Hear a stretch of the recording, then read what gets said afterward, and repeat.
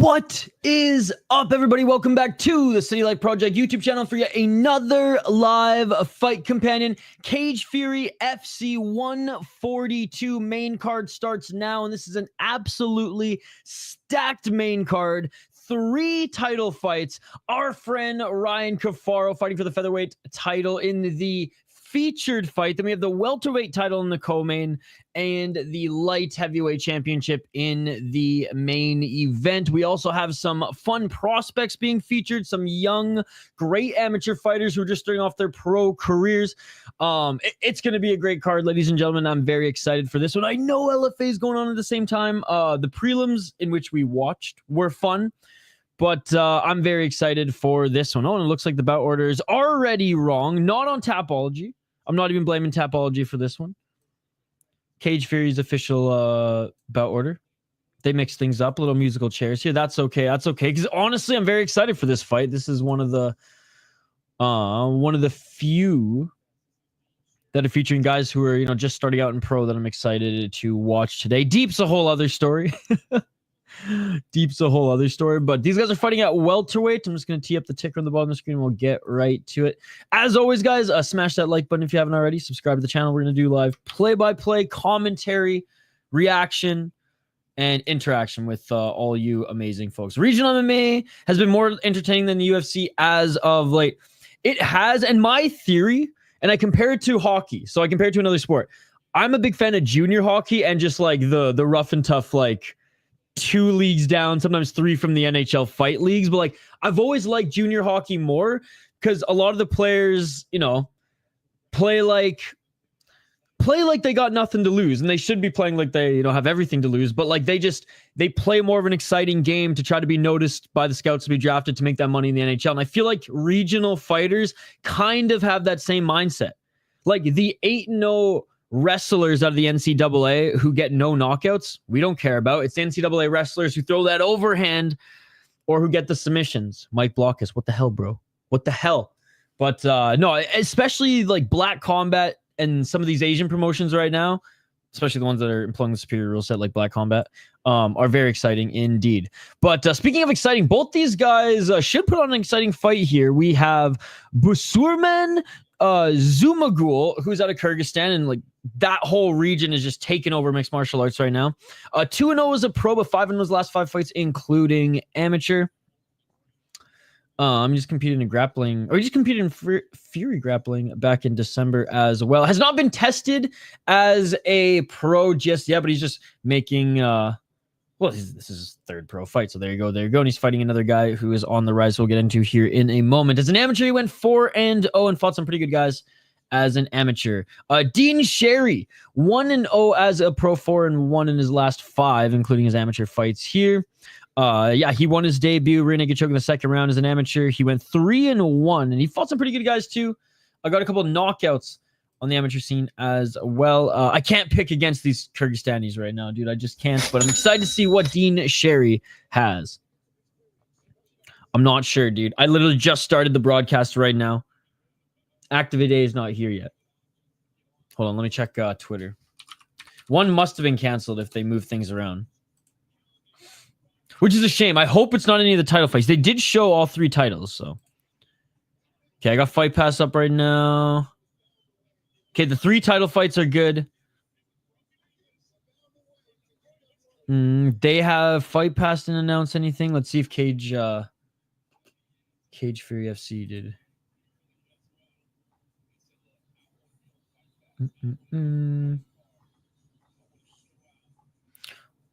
Like, I don't see any news on Twitter right now.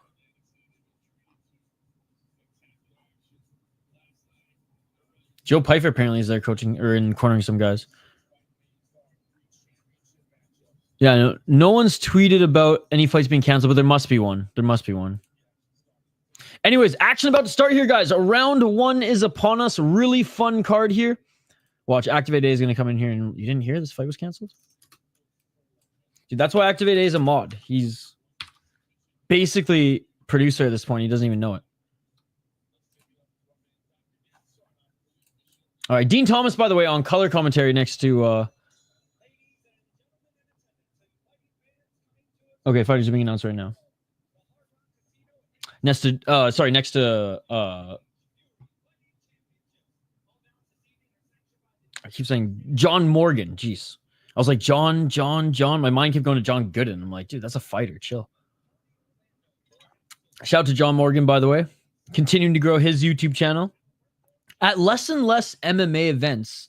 Obviously, since he departed from MMA Junkie. But it's cool to see him continue to do his own thing and really just cover all these Cage Free UFC events and really be immersed in this organization. Yo, what's up, Shaun?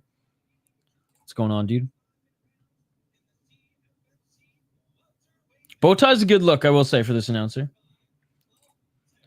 It kind of looks like the USA version of Aaron Jeffrey. Just a little bit. He's a mullet away. All right, fighters, like I said, are being announced in the cage right now. Dean Cherry in the blue corner. Like I said, 1-0 as a pro. Okay, he's out of New Jersey. No. This is the main card. The prelims were on Cage Free FC's OnlyFans account. Thinking it was either the Riley Palmer fight or the Nick Galanti fight that got canceled. Yeah. Because Galanti was supposed to be the Galanti fight was supposed to be the first fight. So it was one of the first two for sure. I'm sure Zach on Twitter said something, but I just closed the tab. But like I said, starting off with this one, I'm actually okay with it because this is one of the few that I was looking forward to. L's. But yeah, no, the main card just started here. Yeah, UFC Fight Pass. And yeah, Dean Thomas, John Morgan on the mic. Matt already painted red from blood. All over the mat is covered in red, by the way, from blood from prelim fights. Round 1. Let's get it. Dude, again, Zhumagul is so big for the division. He looks like a 185er in there. Towering over Sherry. Sherry with the low kick. Looking for that left hand is Zhumagul. Dude, literally. Not quite Stefan Struve's tower, but he's tall and he's got some good wrestling in his background too. Sherry looked for, seemingly here, as Sherry looked for the double leg. Nice stuffing of the takedown by Zhumagul. 4 minutes and 24 seconds. Oh, knee in the tie clinch. Sherry is knocked out cold. Zhumagul, tie clinch, knee out cold. Good night, Jim Kite. It is over, ladies and gentlemen. Just like that.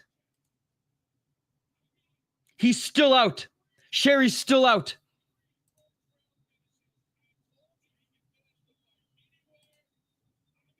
Oh my God, dude. His size in this division is going to be a problem. Defending the shot easily, tie clinch, knee, done. That was so brutal. Where does he train out of? Okay, he's out of New Jersey as well. Web Fitness and MMA. A lot of these Kyrgyzstani guys are going to Alpha Male right now, so I was curious. Folded him like a lawn chair. Look at this. Boom! Out. Instantly. Misses the super necessary. He lands one super necessary shot. Good job by the ref, man. Good job by the ref. I like this ref, by the way. The UFC should get fucking some of these guys that they have out there and bring him in. He was standing. Boom! Oh, kind of standing. Jeez. What a start to the main card, man. What a start to the main card. That was beautiful indeed. All right, so I have no idea what the next fight is. It's either Galanti versus Sobnosky or Palmer versus Sabanashvili. I do think one of those two fights were canceled, though. I mean, maybe it was Gura and Rodriguez that were canceled, but we'll see. I didn't hear the updates when the broadcast started. Georgian fight, hopefully. Yo, what's up, Alpha Zeta? Good to see you, buddy. Man, what a crazy knockout that was to start off this main card. Quick fight as well. By the way, after this, we're going to be streaming Deep Jewels. And then at 4:30 a.m. Eastern, we will be up. We'll have the coffee brewed and ready, and we're going to be covering Deep Tokyo Impact. Third round, also at New Pierre Hall, but there'll be a lot of fights that are deep versus black combat. So Mikuru Asakura is probably going to be, well, I'd imagine he's going to be at the event, given that he developed in Deep as well and has a good relationship with them. I mean, Deep's highest viewed videos are the ones featuring Mikuru, of course, on YouTube. Okay, it's good to see that Sherry's back on the chair. He's conscious. He's talking to the doctor. Looks like they brought him some oxygen at first. No stretcher, which is good. Not much. My family got to play some Dungeons and Dragons at the comic store I go to. Hell yeah. It's funny you mentioned that. I finally watched the show Stranger Things. It took me 10 years, but I finally watched it. The music in it, you're the music guy, was awesome. The composition pieces and just the soundtrack. I was very impressed. I was impressed more with the music than the show itself, but I really enjoyed it. I really enjoyed it. What do you think is a more talented card, LFA or Cage Fury FC 142? I think Cage Fury FC is... he literally bowed to the ground, which is nice, but just sunk his head in a pile of blood on the ground. I think how Stranger Things is shot and the soundtrack makes it a really good show, and I really, like I said, I enjoyed every single season. It was fun. It was a fun show. Mopi, great to see you again, by the way. I think consistently LFA. So I think LFA higher floor, maybe lower ceiling, but I think Cage Fury FC higher ceiling, lower floor. Because the 3 title fights in Cage Fury FC are awesome. We just saw a wicked highlight here, but as far as talent, like you asked, I mean, I should say though, like he is a talent. 3-0 as a pro now. But yeah, I'll still say LFA as a whole, but top heavy Cage Fury for sure. Cage Fury FC for sure. How are you, by the way, Mo Pete? How's your weekend going? That's cool. The lights they have over the cage is illuminating CFFC. That's pretty cool. By the way, yo, MMA chat and MMA community. Has anybody walked out to the song Duel of the Fates? It's the theme that was famously the theme song that's famously played during like that Darth Maul fight in episode 1. Oh, Anthony Smith is here in Cage Fury FC. UFC gives him a freaking send-off. They don't give Miocic a send-off. They don't give Aldo a send-off. And now Cage Fury FC is also going to probably put him in their Hall of Fame. But anyways, has anybody walked out to Duel of the Fates? That's a sick fucking walkout song. It gives me almost running through wall type, Pride FC type, wanting to spin kick toddlers and eat glass type of, vibes. You barely had hair, Anthony Smith. It's the thing is, like, I know a lot of the MMA community just clowns on Anthony Smith. I actually don't hate him. I watched him earlier on, and I thought it was really cool that he would, put together a little bit of a streak to be able to fight for a title. But yeah, he hung on way too long. Boo! John Morgan, he's like, I know you said that you're not the greatest athlete, but I worked my ass off.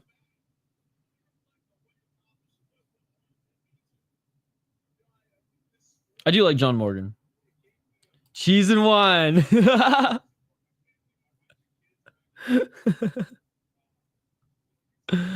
Oh, I don't think he's quite there though.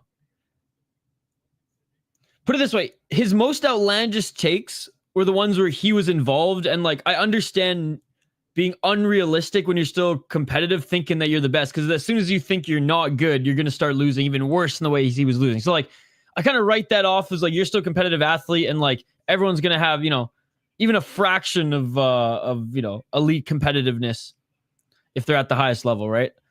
But I think overall he's a lot sharper than that of a Tito Ortiz. You know what's crazy is that like I rewatched The Ultimate Fighter season 3.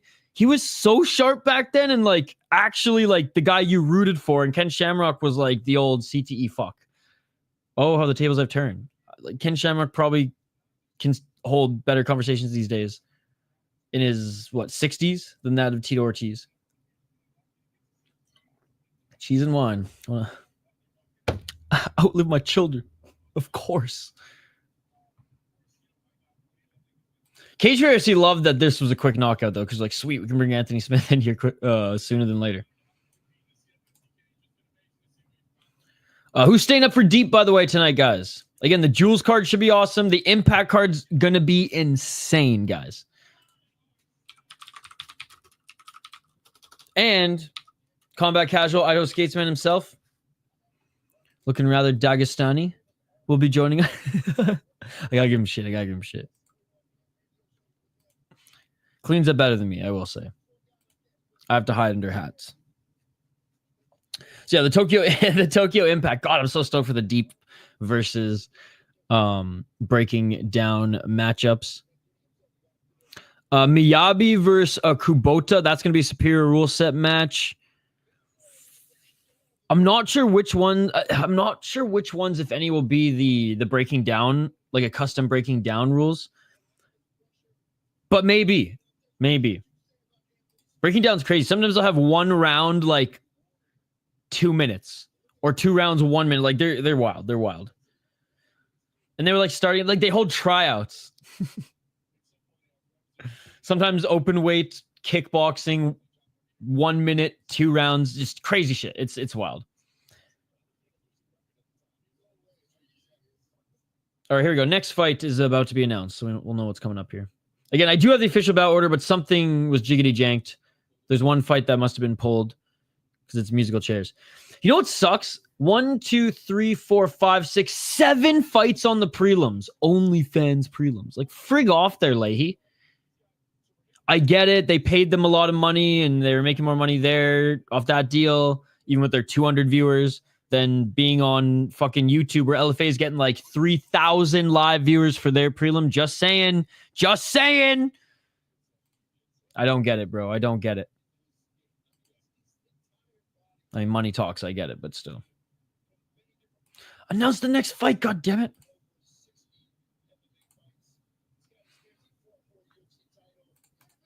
All right, I'm going to bring up the Deep Jewels. So the one thing that's annoying is it's separate categories on fucking Tapology. 8 fight. Yeah, both of them in New Pier Hall.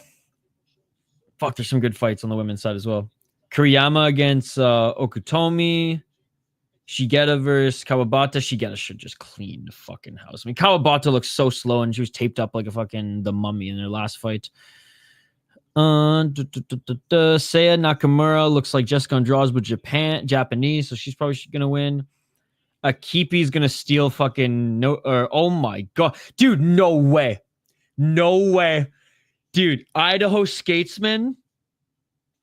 I don't know if I can bring him on the stream, to be honest. He's gonna lose his mind. One of the ring card girls is fighting, and she's 1-1 right now. Damn, son. All right. Pay-per-view's worth it. Just saying. Man, there's a lot of buffer time. This is a Cage Fury FC card, guys. Come on. By the way, Bilal Hassan's fight's coming up here soon. They're just showing the preview for that. The real Bilal. Cannot wait for that one.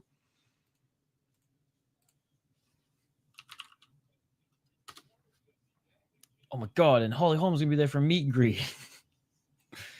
I will say, shout out to Anthony Pettis FC. They're doing a great job of bringing stars in, not to fight, but for meet and greets and for photo ops and to get into the cage and get, shout out the audience and the fighters and things like that. And it's working.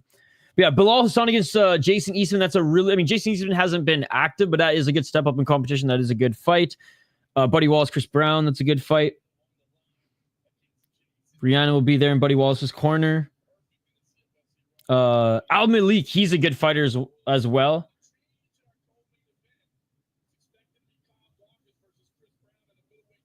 Kyle Dawkins had to pull out against against Chris Brown. That's why Buddy Wallace is going in. But honestly, Chris Brown probably going to beat Buddy Wallace, but I've seen Buddy Wallace scrap before in a losing and winning effort.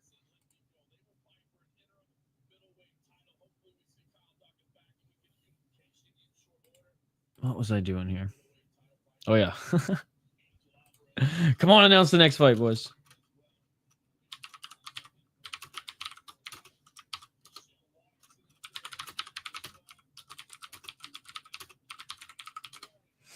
All right, here we go. Okay, so Galanti's fighting next. So the fight wasn't canceled. All right. Here we go. We got Nick Galanti against Shane Sobnosky. Shane Sobnosky's out of Texas. He's 8-4 as a pro. 3-2 in his last 5 fights, though, on a 2-fight losing streak. 5 KO TKOs, 3 decisions, 0 submissions, 2-0 in LFA, and 3-1 in Fury. Okay, so he's fought in pretty good leagues. Lost to bass singer Susurkev. All right, no shame in that. And a 6-4 guy via a split decision in UFL. Veteran there. Probably should have beat him, a split decision, whatever. Beat a 10-3 guy before that. 5-3, 6-2, 3-2. Pretty good record. Pretty good record. As an amateur. Did win an amateur title, and against a 3-1 guy and 4-0 guy. Went 5-2 as an amateur. Nick Galanti, 3-1. He's out of New Jersey. 3-2 in his last 5. He did win his last fight. He's a Cage Fury FC guy through and through, 3-1 in the promotion. Beat a 3-4 guy in his last fight, submitted him in the 2nd round. He took on another undefeated guy who beat him via decision. Grappler, I imagined, eh? M.A. Yeah, I do like this. Who the fuck is this guy? Maya? What a name. All right. Pretty good win as an amateur. Peyton Phillips, good win as an amateur. Oh my God, look at this Shane Sobnosky, man. These guys are fighting at middleweight. Okay, these are big guys. Is this Black Combat? I wish. Superior rule set. Yeah, I like to... Fury FC, it comes in waves. I don't think it's as good as Cage Fury FC, and I don't think it's as good as LFA. When I started doing fight companions on this channel, it was not that good. Like, they just didn't have a good roster. There weren't a lot of good prospects. I would say the last year and a half, 2 years, it's been awesome. Like, Fury FC cards, especially their 100 card, was one of the best regional cards I've seen in years. It was amazing. Yo, I believe 4 fights left. One of the fights was canceled, I think, or we just had some musical chairs. But again, Galante's the grappler. Sobnosky's a little bit more well-rounded. I'm going to go with Galanti in this one. He's probably going to stink this one up. Watching SFT. Yeah, shout out to SFT. Very fun league out of Brazil. Honestly, I've been seeing better finishes out of SFT than Chuto Brazil recently. And LFA, a great card as well. LFA also in Brazil. Interesting that LFA went to Brazil the same day SFT was there. But anyways, by the way, good to see you, Mysak. Keep out. Hello, brother. Long time. Since I've been in the house here, good to be here, brother. It's been a real struggle. Well, keep out. I hope things are getting better. And it's good to see you. Yo, Chris Cushman, do you see one of the girls fighting on Deep Jewels is Ido Skatesman's wife? She was a ring card girl turned fighter. So obviously the best Tapology profile picture, right? All right, 33 years of age is Sobnosky. They're both 6'1". He's got a lot more experience, but Nick Galanti, a talented grappler, I imagine is just going to attack the back as soon as he gets the take. Or if he gets the takedown. I should say that because if I said when and Sobnosky cracks him, Sobnosky, I know Shane. He's going to comment on this video. A lot of these guys do. All right. His shorts are dope, actually. Like the Wish version of BJ Penn's shorts, but you know what? He ain't a black belt. He's a purple belt, so he understands. He understands. Those Ruka BJ Penn shorts are so fucking sick, though, man. Especially those who did martial arts as a kid, like myself, and like had a gi. Although I had a black gi way longer than I had a white gi because my teacher, my instructor, got a better deal on the black gis. And they were less quality, but he didn't give a fuck. Oh, Hugo. Oh, all right, here we go, guys. Round 1.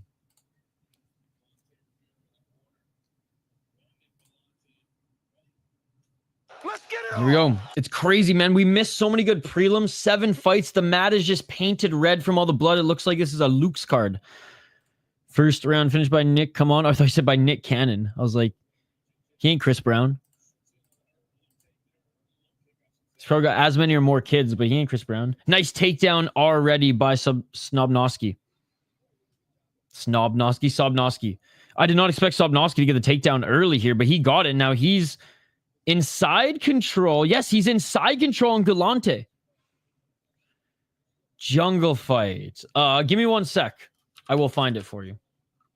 Jungle Fighter SFT. 418. Side control still, but looking to get back up to his feet is Galanti, giving up his back, but he is back up on his feet. 411. Good to see you, by the way, dude. How are you doing? In the clinch here. Sobnosky trying to trip up Galanti, but Galanti now pushing Sobnosky up against the cage. Nice right hand by Galanti. Galanti with the left hand. He's going for the takedown. Doesn't get it yet, but lifts out the legs and gets the double leg. Sobnosky looking to get back up to his feet. He's trying. He's trying.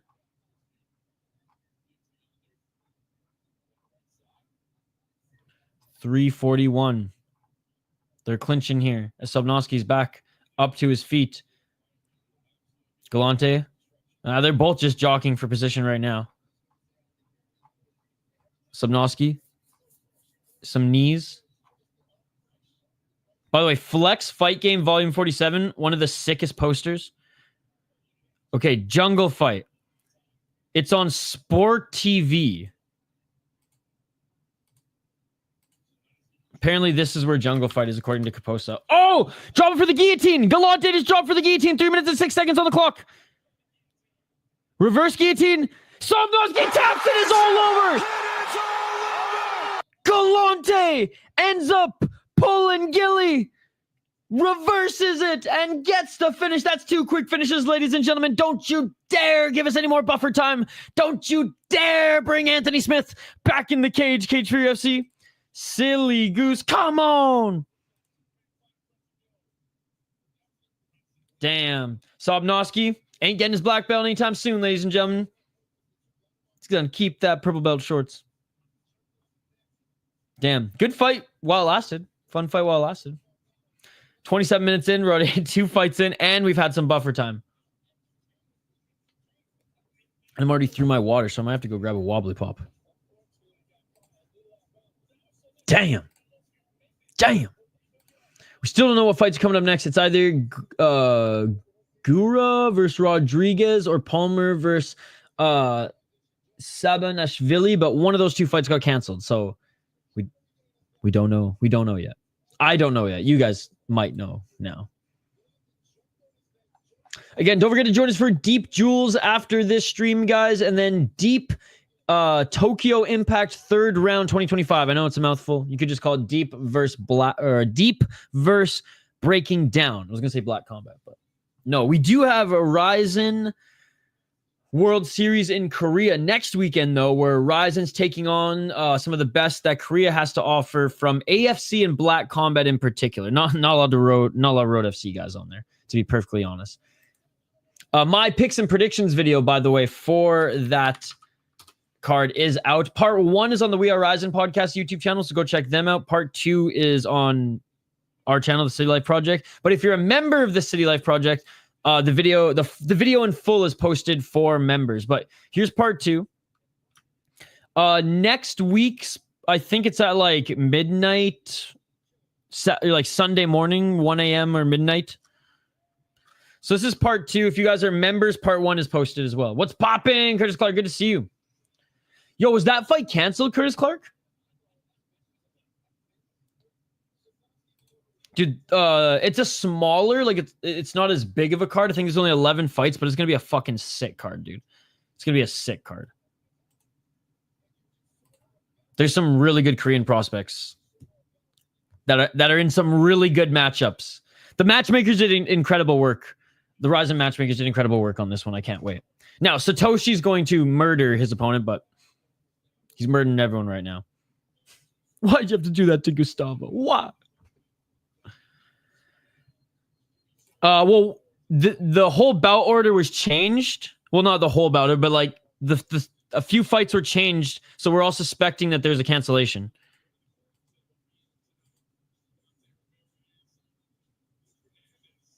So we'll see. So maybe it was the Rodriguez and Gura fight that was canceled. Maybe there's no canceled fights and they're just fucking with us. Who knows? Who knows? But anyways. Awaiting the next fight here.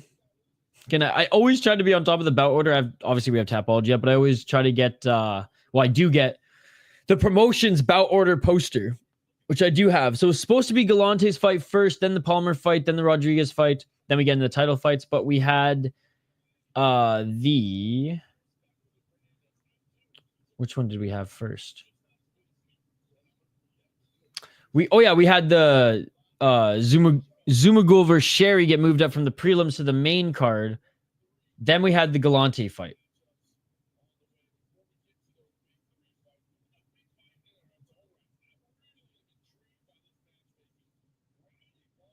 Okay, so Riley Palmer's fight's still good. Maybe there was no cancellations.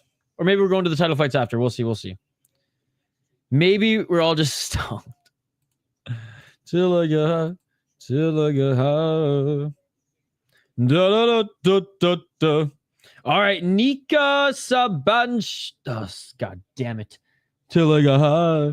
Sabanashvili. All right. We got this. 2-0 as a pro. 4-1 in his last 5 fights, including some amateur. He beat a 2-0 guy and a 1-1 guy, so pretty good. And as an amateur, he went 3-1, all in the Georgian regional scene. So I'm making his debut in North America against Riley Palmer, who's 3-0 as a pro, 5-0 in his last 5 fights, including amateur. He's actually really good. Lion Pro, bro.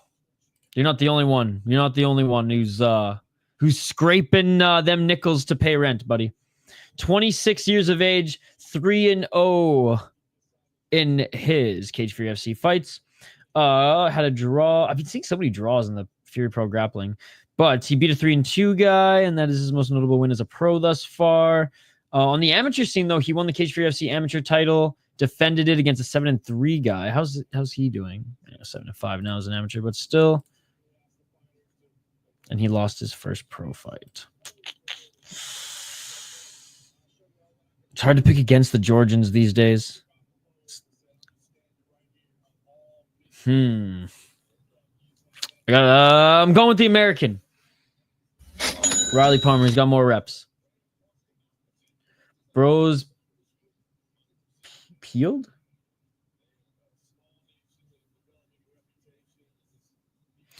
The bad boy shorts. Honestly, some not quite tap out vibes, but old school MMA vibes for sure. Shout out to Shogun. Who do you guys got in this one? This one will be fought at 135 pounds. Riley Palmer making his walkout now. Training out of ATT. Where did he wrestle? He had to have wrestled somewhere, right? Georgian. Oh, Thiago Alves in his corner. That's cool. Shout out to Thiago Alves. I always liked watching him fight. Dude, the Cutman and Fury, dude. Or Cage Fury FC, I should say. On all the TRT. Given no fucks. When it's not a Q-tip in his mouth, it's a cigarette. You know it. Palmer, let's go. I have no idea. Georgia.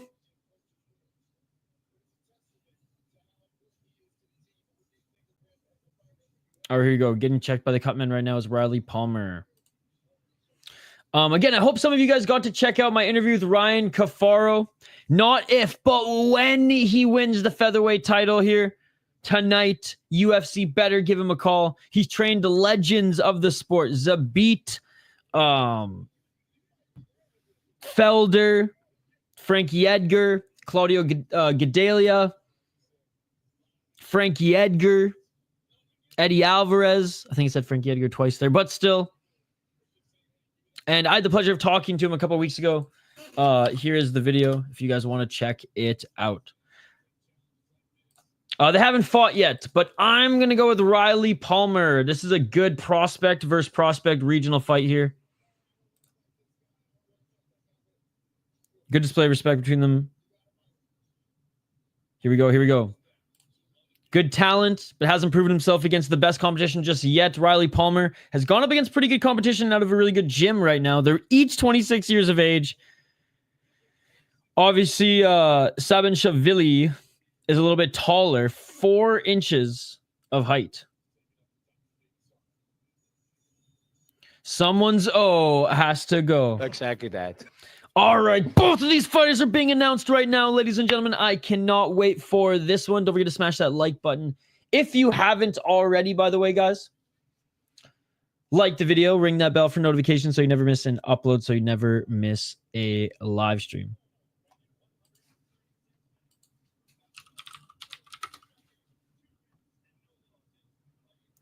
Big guy for 135 pounds.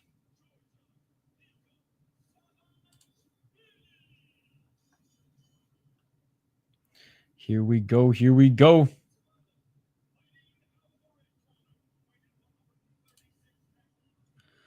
What gym is Palmer out of? ATT, American Top Team.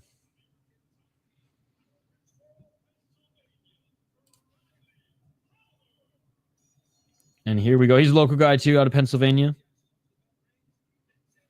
Vincent Dudley looks like a badass ref. Let's jeez, those eyebrows, dude. Haunting.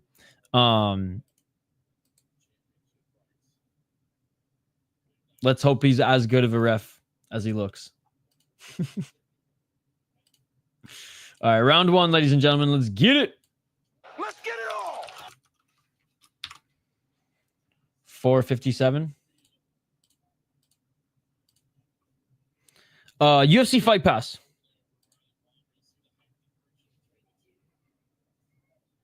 Palmer looking for that left. Yeah, he's out of American Top Team. How's it going? I have no idea. Oh, you changed your profile picture. That's... I thought it was somebody else. High kick swinging to miss by Palmer. Palmer in the red corner. Sabanashvili in the blue. Continuing to try to land shots in the pocket. There's Palmer. Palmer with the low kick. Sabanashvili just ate a right hand by Palmer. Oh, front kick by Sabanashvili. And Palmer caught the leg and a beautiful takedown by Palmer. Right into the pool of blood on the mat. Oh, yeah, you made Corey Anderson today? Shit was cool. No way. That's awesome. Fuck, when's he fighting next? Come on, PFL. Make him a free agent, too. Release him. 3 minutes and 47 seconds. In half guard. Here's Palmer. Palmer. Oh, almost was reversed there. Sabanashvili almost pushed Palmer off of him. Palmer still in half guard. He did a seminar in class at your gym. Cool, man. That's awesome. I mean, he was good in the UFC, and he's been an absolute beast since leaving. Although his last fight wasn't the most exciting, we just haven't been able to see him in a while, so people forget. 3 minutes and 14 seconds. Top pressure by Palmer. Needs to do some more damage, though. Palmer looking to try to posture up, but Sabanashvili pulling him back down to the ground. I mean, good defense by Sabanashvili here, but Palmer looking to try to set up some short left elbows. Some big left shots by Palmer now. Palmer in half guard, or passes from half guard to side control now. Palmer, side control for allowed real MMA rules. You could just knee Sabanashvili in the head. Palmer, maybe trying to set up the crucifix. Doesn't look like he's trying to pass to mount. He can't really right now since Sabanashvili has his left side's on the cage. There's Sabanashvili has his toes in the cage, though. Cut off his toes, cut off his toes, cut off his toes. Come on, ref. And some big shots there by Palmer. Palmer getting into full mount. Palmer in full mount. He's got the hook under the right leg of Sabanashvili here. And Palmer looking to try to land some ground and pound. Palmer in mount right now. 2 minutes and 8 seconds on the clock. Looking to try to posture up. Getting some room away from the cage. 2:02.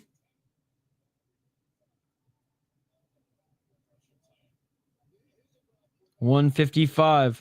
Palmer looking for his opportunity to posture up right now. Sabanashvili on his back. trying to get out of this. But Palmer had an opportunity to posture up there and landed a couple shots. Palmer looking for a big left elbow. But Sabanashvili holding Palmer down, grabbing his neck, pulling him back down, trying to trap those arms and shoulders. 128. 123. Posturing up his Palmer, try to land a right elbow, blocked by Sabanashvili. Palmer looking good. Do you think he could be in the UFC? Too early to tell, but he looks good against another top prospect. Oh, looking for the arm triangle choke right now is Palmer. His grappling looks insane. Arm triangle choke from Palmer. He's still in mount. He's still in mount. He's looking to get into side control, and once he does, this should be good night, Jim Kite, for Sabanashvili, ladies and gentlemen. 53 seconds on the clock. One last attempt to get out of this, and oh, he does get out of the choke, but Palmer back in full mount. Palmer landing some big shots. Palmer still in full mount. Palmer. 41 seconds. Palmer doesn't drain the gas tank. Overstimulating. Got LFA Cage UFC dual screen. Dude, and then there's Chris Cushman, who also has SFT up. What's up, Sleeto? 26 seconds. Absolute domination. Still in full mount. 15 seconds. Just some Stockton slap palm strikes right now as we ride out this round. Finally, the Georgian's able to scramble out of this one, but too little, too late. That is it for the first round. Absolute domination by Riley Palmer. He got the takedown and went to fucking work, bud. Controlled the Georgian everywhere on the ground. Could be. Again, cool to see Thiago Alves in his corner. I'm all right with the 10-8. That was pure domination. Almost finished him twice. Yeah, I don't know how many more kicks Sabanashvili is going to throw. Kicks for Palmer to catch. Hey, what's up, Raphael? Good to see you.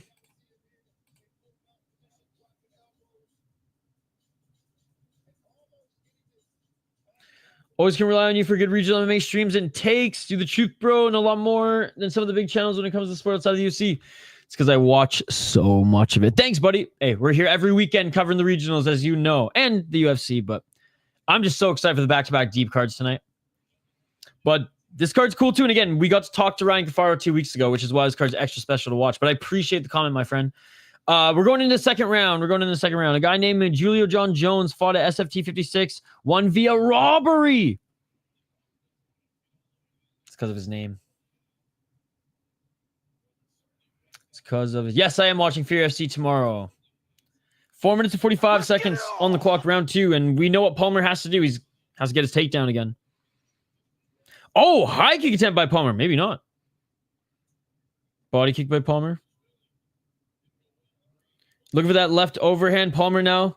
Looking for the takedown. Just picks up Sabanashvili with a single leg and drags him to the ground. 4 minutes and 23 seconds on the clock. Ask the mat back to the cage by Sabanashvili. But Palmer, he's going to clamp those legs together and pull him off the cage like he did in the first round.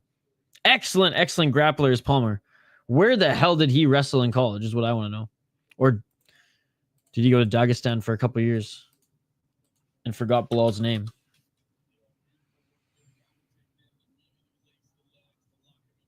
The freaking baseball player keeps coming up.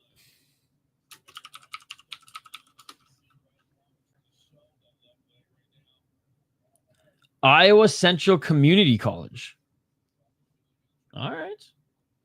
He's talented. A 30-27 round, you think?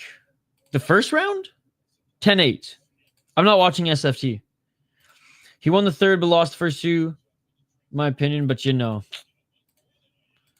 Oh, looking for the armbar from the bottom here, Sabanashvili. Palmer's controlling him on top, but Sabanashvili still looking for that straight armbar.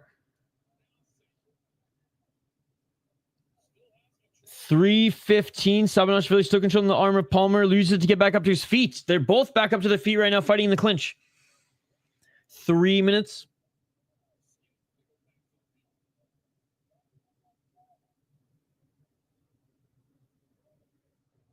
258. Palmer pushing Sabanashvili up against the cage.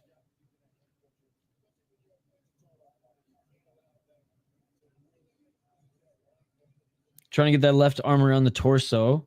Knee by Palmer. Just trying to open up some entries, or even just that right entry for the hook. The underhook, I should say.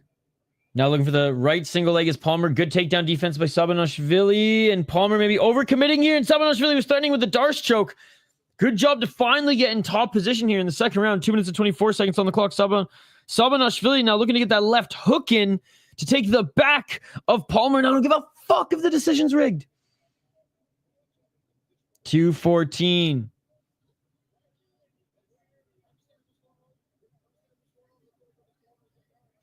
Two minutes, 6 seconds. Big elbows by Sabanashvili.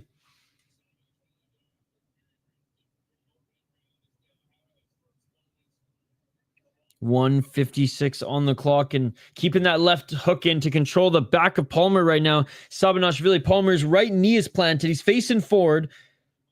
So it's not a complete back take yet. 3 title fights tonight.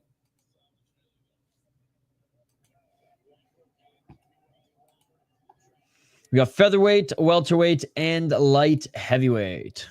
132. Good second half of this round for Sabanashvili. He's going to have to do a little bit more damage here, though. Sabanashvili with the double leg now. He's employing his grappling. Giving up his back right now is Palmer. No hooks now are in for Sabanashvili as Palmer gets back up to his feet. Can Sabanashvili drag him to the ground? He lands a good knee. Okay, Palmer blocked it according to the broadcast. I couldn't see from where the camera is. Sabanashvili honestly just hugging. Doing less grappling, just hugging. Palmer at least was advancing position.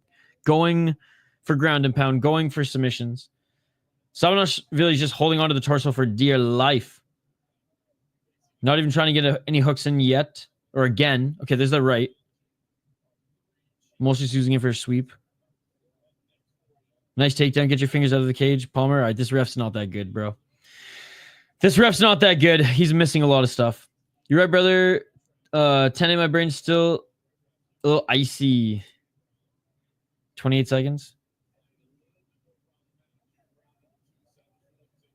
Sabanashvili. Still. Oh, there's a nice elbow by Sabanashvili. Nice left hand by Sabanashvili. Right hand. And now Palmer looking for the takedown. Stuffed by Sabanashvili. Did Sabanashvili do enough to win back this round? That is the question. Oh, right elbow by Sabanashvili as Palmer's on his back. And that's it for the second round. Oh, they're soft, bro. Well, it took them so long just to get 12-6 elbows legalized, man. North America's still not ready for fighting, man. They still living in the baseball as America's sport. Football every Sunday. They're still scared of fighting. And you'd think Canada would have more balls given that, like, hockey fights in juniors for fuck's sakes. But, and lacrosse, box lacrosse. But still. It is what it is. That was a big shot. That was the big shot that might have cut him. I think it was the elbow. Oh, maybe it was the left hand. Burrow got blasted in the back of the head.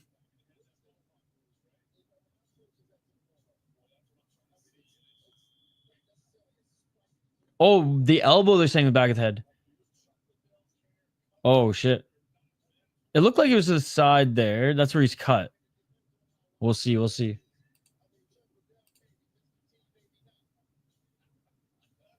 Shit, that was to the back of the head. I thought it was to the side, but...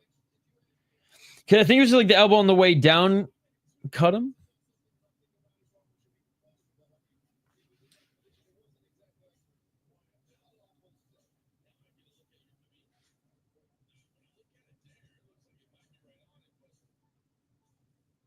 Chandler elbow to Turul. Yep.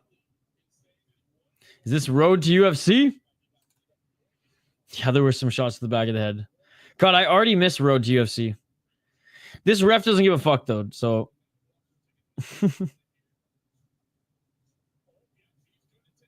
Oh, he's taking a point. Okay, you know what, ref? Redeem! 1 point shot to the back of the head, so that round that round's either going to go to Palmer or we're going to have a tied round.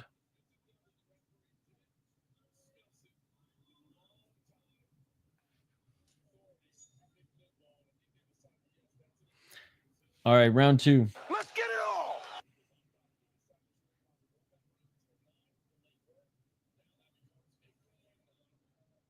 Left hand by Sabanashvili, who might have to go for it here in this third round. Win ref. Ref believe in technology. Okay, fair play. He's missing a lot of cage grabs and toes in the cage, though.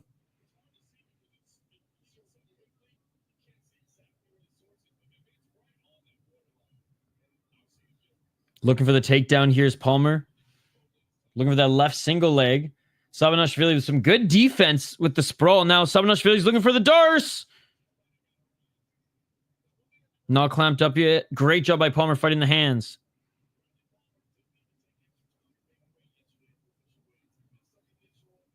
Okay, they're saying that Palmer, maybe one of the reasons why he's gassing a little bit here.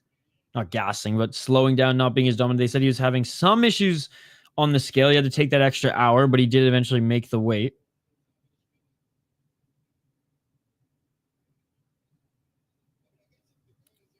Or 343. Imagine this ends up as a draw.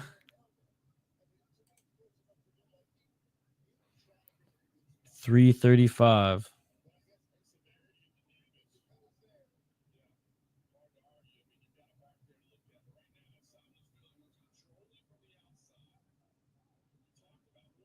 Still looking to just drag Palmer off of the cage right now. Palmer's right side is kind of glued to the cage this whole time. By the way, shout out to everyone watching. Appreciate you guys for hanging out with us. Don't forget to smash that like button. We'll get a poll question up here in a little bit.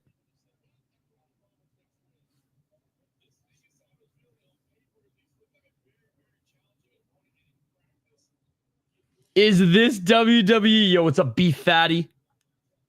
Sorry, brother, you're right. The first round, 10 my brain is still in the ICU. I'm just broken, man. No more comments for me. Sorry. No, it's all good. Keep out. That is hardly a bad comment. Nice job by Sabanashvili. He's coming back in this fight. He dragged Palmer to the ground. Palmer again grabbing the cage. Cut off his fingers, ref. 2 minutes and 35 seconds. 100%, dude. 100%. I'll run the whole social media. We'll make a bunch of content. I'll be the boss rootin' of Buy UFC. Oh, rear naked choke. Rear naked choke. Only one left hooking. Oh, it's not even a rear naked choke.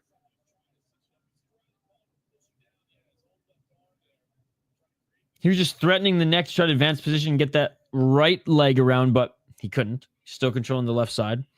1 minute 59 seconds. Palmer trying to get back up to his feet. Again, that second round, man, is either tied or going to Palmer. Palmer won the first round, maybe a 10-8.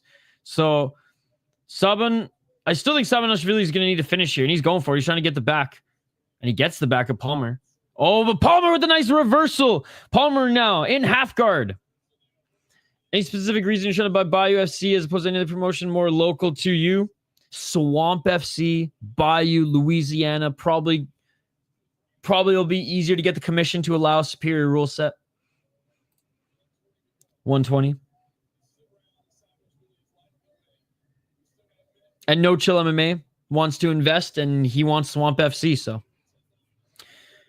1 minute and 10 seconds on the clock. Palmer needs to land some more damage, or else it's going to be a draw. What? That's only if Palmer... Well, I guess, yeah, Palmer did probably lose this third round. So, yeah, you're right. He needs to do damage. Because the first round, 10-8. Second round might be tied. And the third round go to Sabanashvili. God, it's going to be an interesting one for the judges. 46 seconds. They might just give this third round to Palmer, though. But I think the reversal was a little too late in the fight, to be honest. Too late in the round. 35 seconds. Elbows from the bottom by Sabanashvili. This is going to be a draw. When he Kimbo slice, superior rule set backyard fights. You try to get an interview with Asim Zaidi, Karli Combat President. Captain Awesome.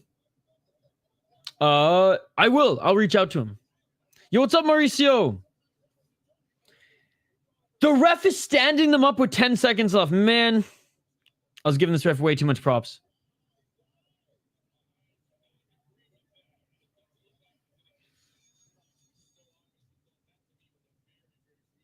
And that is it, ladies and gentlemen. That is it. Interesting stand-up with only 10 seconds left. Yeah. I was saying this ref, he looked like a cool guy. I was rooting for him. Awful. Awful.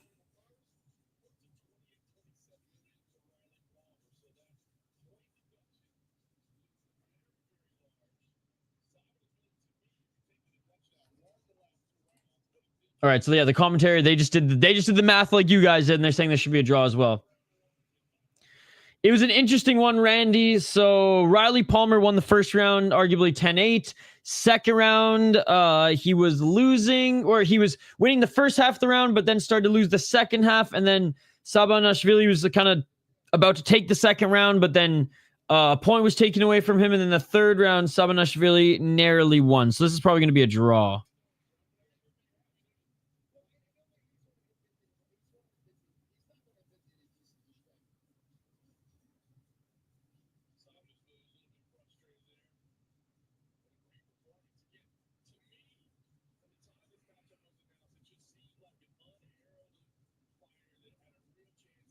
All right, we're just listening in for the official decision. This one might take a little bit as the judges figure their shit out as well.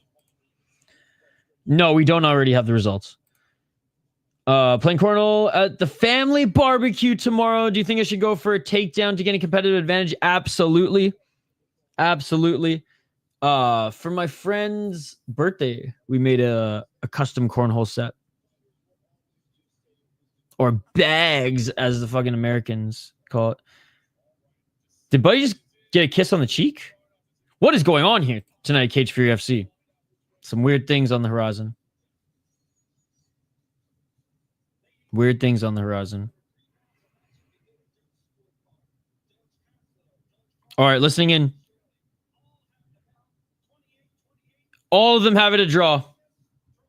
All of them have it a draw. Emotional damage. Damn. Superior Real Estate Cornhole. There you go, flopping around. I got UFC Fight Pass, so it's easier to watch all these smaller leagues there. A unanimous draw.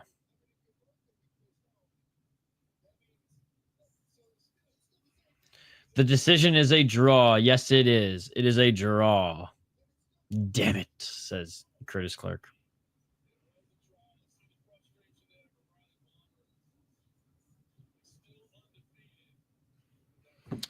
Georgia. All right, here we go. Here we go. The next fight coming up, guys, I think is going to be the first of 3 title fights. I think our friend Ryan Cafaro is fighting next, guys. One of the fights had to have been canceled. I don't think the Gura and Rodriguez fight's going to happen. My parlay going to less odds. That was a good strike. I don't know. I'm wearing betting goggles. Did anybody watch Fury Pro Grappling last night? I missed it. I heard there were some good matches and some gnarly submissions as well.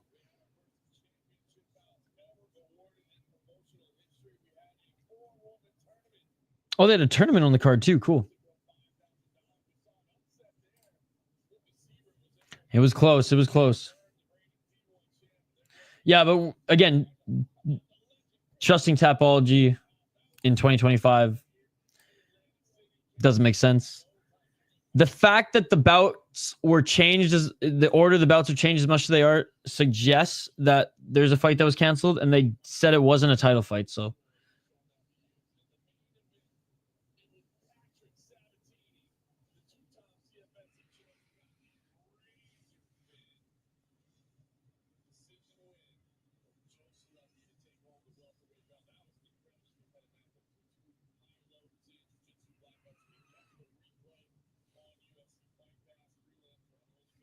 all right, we're just waiting to hear who's coming up next year, and then we'll get into it.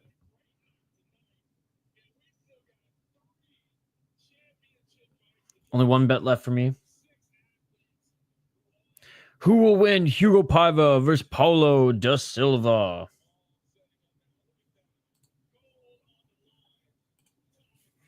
Is this an LFA stream, brother? That is the real question. I'm happy KTRC is no longer with their former website partner. They are. I wouldn't watch it because I'm not trying to make an account on the website and explain why I'm on there. No one would believe. Well, you're out of luck because they are. And they had 7 prelim fights on there for 200 viewers. Fernandez minus 150. Damn, that was a good money bet. Yeah, Randy, I'm not watching LFA right now. I only got one screen up. All right. So it was Rodrigo's versus Gura that was canceled because we have the first of 3 title fights starting now. This fucking sport, man. This fucking sport.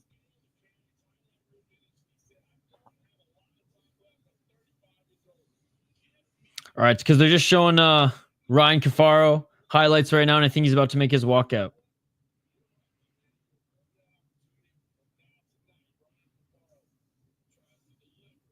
Yeah, here we go. First of 3 title fights, baby. First of 3 title fights. Let's freaking go. Damn, I thought I heard they left. Well, knock on wood. Let's hope that their contract ends soon. Because I know they're paying a lot of money to Cage3FC, but like LFA had 3,000 viewers on their... Oh, here comes Ryan Kim Cafaro walking out right now, guys. Walking out to Thunderstruck. What was I saying? LFA had 3,000 views on YouTube, man. Like, come on. 200 viewers, 3,000 viewers. Let's go. Korean Thunder looks fired up, ladies and gentlemen. Let's fucking go. Ryan Kim Cafaro, the Korean Thunder, 12-6 as a pro. 3-1-1 in his last 5 fights, and his last win was one of the most badass knockouts I have ever seen. He took a head kick clean to the face and then knocked Ricardo Fuentes the fuck out, ladies and gentlemen. It was beautiful. He's trained UFC legends. He's trained legend of the sport out of a great group, great gym, great team. And he's been in Cage3FC ripping it up. And I'm a champion on a few other regional promotions as well. He was the former Art of War champion. Has been loyal to Cage3FC for a while. And here he is at 35 years of age, entering the cage for his featherweight title fight against a tough opponent in Anthony Dilemme, who is 7-0, undefeated as a pro. He's a Ray Longo guy as well. 4 KO TKOs, 0 submissions, 3 decisions, 6-0 in Cage3FC. He won the title against a 6-1 guy, knocked him out in the first round, beat Arroyo via 3rd round KO TKO. But he did go to split decision against the likes of Keith Speed, which is a guy he probably should have beaten easily, and honestly probably should have knocked out Robert Woostig as well. You know who we're going with in this one. We're going with the Korean Thunder, ladies and gentlemen. Ryan Kim Cafaro.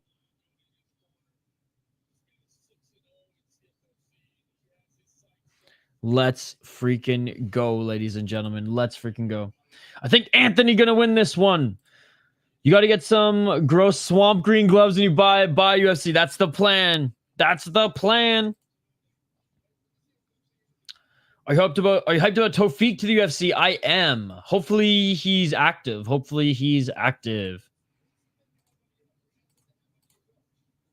Man, this is a high-level fight coming up here. I'm excited for this one. The stakes are high. Usually on this channel, I don't really give a fuck who wins or loses as long as we have a good fight. And that somewhat applies to this one, except Ryan Cafaro said he's coming back on the channel after he gets a win, and B, well, we're rooting for him. Now that we got to know the man a little bit here. LFA just had a borderline robbery. I heard SFT did too.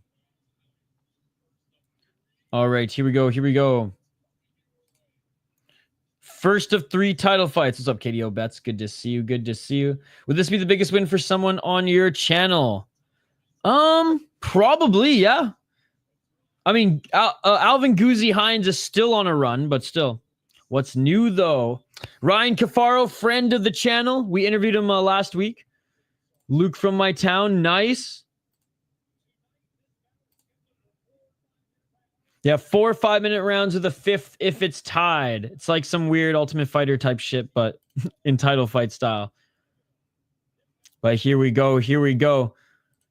And I mean, Ryan Cafaro, UFC, sign this, man. Once he gets that belt, not if he gets the belt. Once he gets the belt, sign this, man. Again, was dragged into deep waters in his last fight, guys. Was dragged into deep waters in his last fight.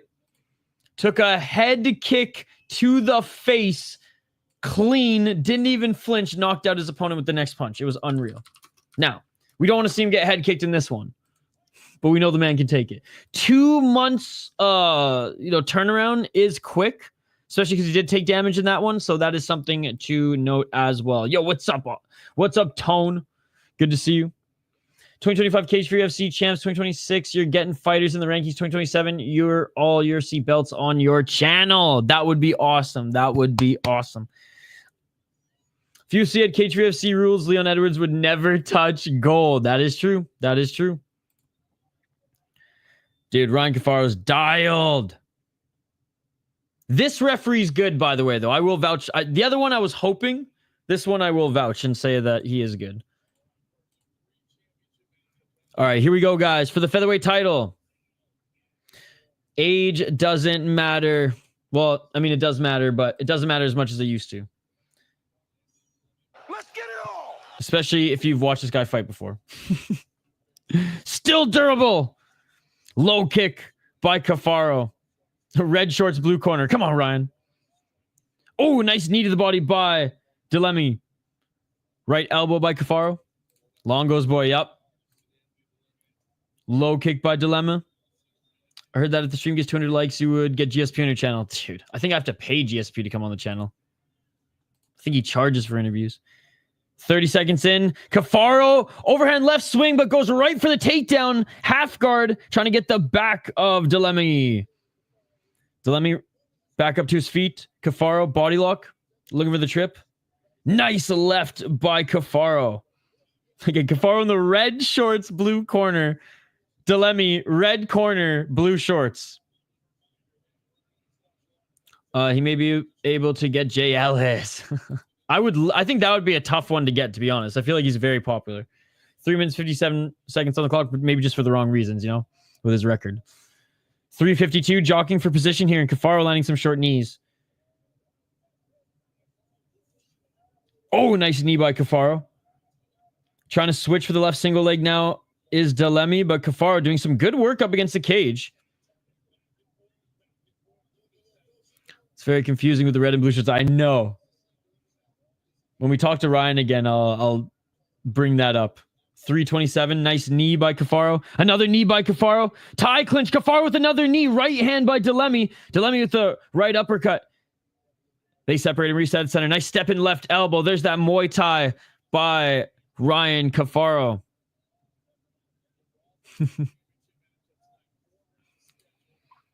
Oh, big right uppercut by Dilemme as he looks for that takedown. He gets the takedown for a moment, but Cafaro, right knee planted. Cafaro right back up to his feet. 258.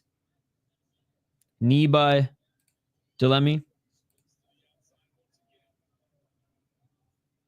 248. Cafaro pushing Dilemme up against the cage. Oh, Dilemme now. Nice little reversal. More knees from Cafaro, though.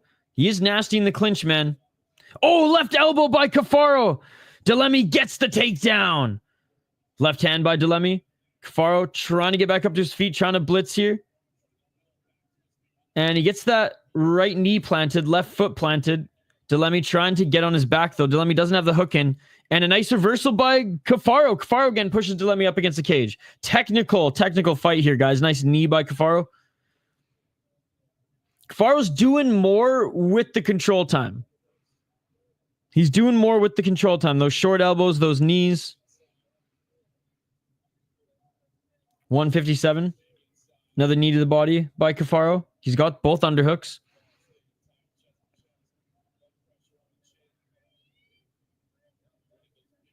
146. Another knee by Cafaro. A couple body shots by Dilemme, but Cafaro again right back on him and with the underhooks. Less about trying to take him to the ground here. Oh, nice left elbow by Cafaro. He eats a knee to the body by Dilemme as they separate, though. Yeah, Cafaro just setting up that clinch to either grind Dilemme down or land those. Oh, step in left elbow. Who does Cafaro think he is? John Haggerty? Oh, a nice left elbow by Dilemme. Dilemme with the right hand. I mean, Cafaro is a Muay Thai guy, so shouldn't be surprised with the elbows. Nice left by Cafaro, but a knee by Dilemme. Oh, nice right hand by Dilemme, forcing Cafaro to go for the single leg. Dilemme landed a big shot on Cafaro. Cafaro was seeing the Tweety Birds there, I think, just for a moment, but recovered quick here as he's back up to his feet, pushing Dilemme up against the cage.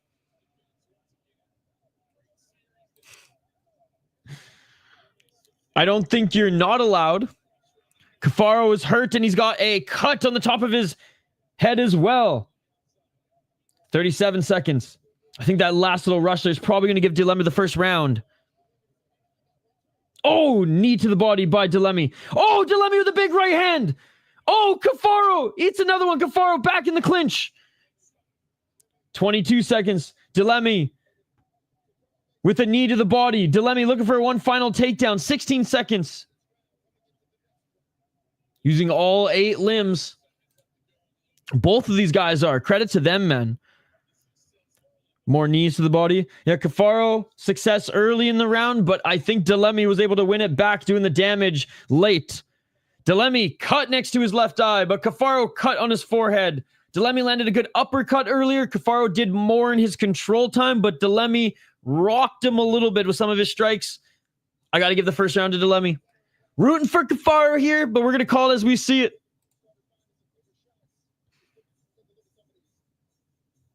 Man, yeah, Cafaro. Nice step back left there after taking a knee too. I mean, great first round.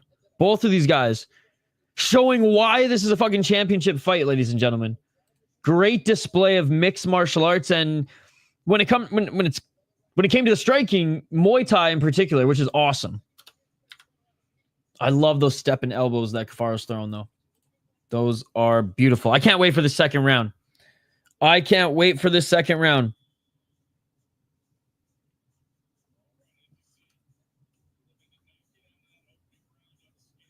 Yeah, Dilemme. You can see that left eye's cut. Cafaro's got a cut in his forehead as well. Both of them continue to look dialed and ready to go. And we're ready to go. Round 2. 5 fights if need, or 5 rounds if needed. 3 more rounds slated.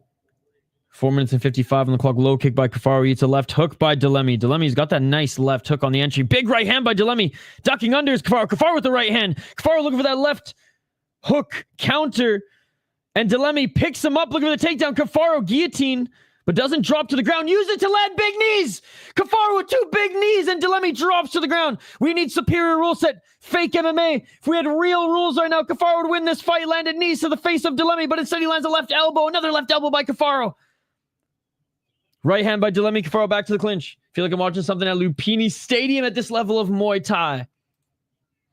And a takedown by Ryan Cafaro. Cafaro snatches that neck again, but only to try to get back control. Looking to get that left hook in. Fake MMA. Left hook in for Cafaro. Right side of both these guys is up against the cage, though. But can Cafaro get the back? No, he goes back to the side. God, I wish we were allowed real rules and could just knee him in the face. Nice job by Cafaro, dragging Dilemme to the ground. Or back to the ground. He's got the body lock right now. Good second round here. Start to the second round here for Cafaro. Nice job by Cafaro. Pulled the legs out from under Dilemme, but Dilemme quickly gets back to his knees. Japanese people watching this must be like, why did he stop? I don't get it, supposedly for a safety perspective, but why can you elbow but not knee from that position? Exactly that. I don't know, dude. 3 minutes and 18 seconds. Cafaro, again, doing more with the control time. Getting that left arm not quite under the neck, but under the shoulder. 11:30 Eastern is Deep Jewels, or maybe 11:45. And then 4:30 Eastern is the Tokyo Impact or Deep versus Breaking Down. Makes no sense, at least with the soccer kicks. You can make way better argument against them for safety. 246. Agreed. Come on, Cafaro. Just let it go. Knee him in the face. 240 on the clock. Ryan Cafaro still in the top position, still with the left hook in, trying to just get that back of Dilemme. Dilemme up to his feet. Cafaro loses that hook, but lands a nice knee again. Beautiful display of wrestling and Muay Thai from Ryan Kim Cafaro. Back in the clinch, right uppercut to the body by Cafaro. Cafaro, another shot to the body. Cafaro looking for the double leg now. He's able to get it before. Can he get it again? He was close there. Great balance by Dilemme. 2 minutes and 7 seconds. Cafaro. What a fight, guys. What a fight. Setting the bar high for these title fights. 156. And it's crazy that I'm saying that when a lot of this fight's taking place in the clinch, but it's so high level and they're so active here. 147. I'm willing to compromise even if they just allow knees to grounded opponents. It would be 10 times better. And at the 12-6 elbow, I'm happy. See, I wouldn't be happy. I ain't no halfway. I'm all the way or no way. Because, like, we have that in one championship. And it's still fucking... I don't want to say sucks, but it leaves so much to be desired. All's okay or not, nothing's okay. All the way or fake MMA. 1 minute and 20 seconds on the clock. Now, are there more opportunities where I see the knee than the soccer kick? Yes. But this is just me being savage, annoying, eye-rolling, Isha, Rise, and Stan. But we need those fucking knees, Mystic. We need those knees. They're separated back to their feet and a left by Dilemme. Right landed. And he goes right back. He goes right back to the clinch, actually, now pushing Cafaro up against clinch. Man, Dilemme first round for me. Cafaro second round. I mean, it's not over yet, but still. Cafaro now pushing Dilemme up against cage. Let's see if Cafaro can get one last takedown. Oh, there's a knee. A little bit low, but Dilemme, good sport. Wasn't low enough where he was going to bitch about it. Stop action. So close to the bell. 36 seconds on the clock. Yeah, I just think it's a way bigger hurdle. Not arguing against it, but just don't see that coming to North America. Until we launch Bayou/Swamp FC, baby. But yes. Oh, and Dilemme jumped on the back of Cafaro. Was in a scramble there. Cafaro fell to his feet, but Cafaro did a good job of not giving up his back eight personally and able to reverse here. 10 seconds on the clock, and Cafaro ends up reversing and getting the dominant position, getting the body of Dilemme. Knees by Cafaro. Cafaro with the big left. Cafaro with the big right hand. Ryan Cafaro gets the second round, baby. We were 1-1 going into the third. Even fight after two. Dean Thomas saying that he agrees.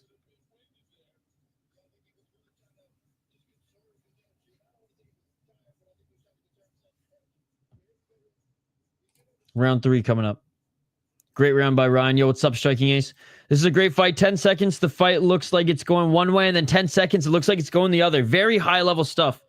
Cafaro seemingly ended the round strong. He had a good round overall. First round, he started off strong, but got rocked a little bit at the end. He's just doing really good work in the clinch. And you could see there, none of those shots by Dilemme really did anything.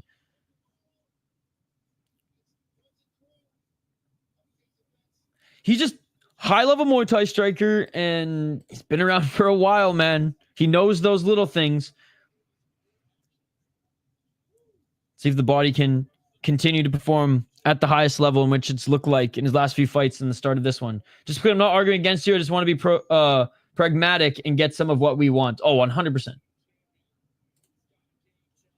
4 minutes and 54 seconds on the clock. Round 3. Can't believe Deep Jewel starts so early and the next card starts so late. Yeah. They need time to sweep the cage and sell some Katsu dogs at New Pierre Hall. 4:34. Cafaro with the 1-2. Steps back now. Oh, Dilemme threw a high kick. Cafaro with a step back, left and right. Hey, thank you so much, buddy. 420. Oh, and beautiful takedown by Dilemme. Dilemme won the first round, in my opinion. Cafaro won the second. Dilemme just got a takedown in deep waters in the rubber guard of Cafaro. Cafaro looking to try to sweep. There are. Great job by Cafaro getting back up to his feet here, but Dilemme, guillotine. Guillotine by Dilemme, and he's slowly but surely locking this in, but Cafaro holding onto that leg helps. Oh, Dilemme, he's looking for it here. Cafaro doesn't look like he's like flopping or in too much danger. I think if he didn't have the arms around the leg, it'd be a lot tougher for him right now. 3 minutes and 36 seconds on the clock. Cafaro's still looking to get that single leg. This would be huge if he can regain top position. Dilemme lost the grip. He doesn't have the guillotine anymore. Deep Waters would be a great name for a deep card, especially since their mat is blue. Lyoto incoming. Oh, Cafaro! Guillotine! Cafaro drop with a guillotine. Cafaro may lose the guillotine in the top position, but he's looking to get full mount. He's holding on to the neck here. Good job by Dilemme shaking him off, but now Cafaro has the top position, has the back. 2 minutes, 58 seconds. The rest of them missing all the fence grabbing tonight from every single fighter. 2:52. Cafaro.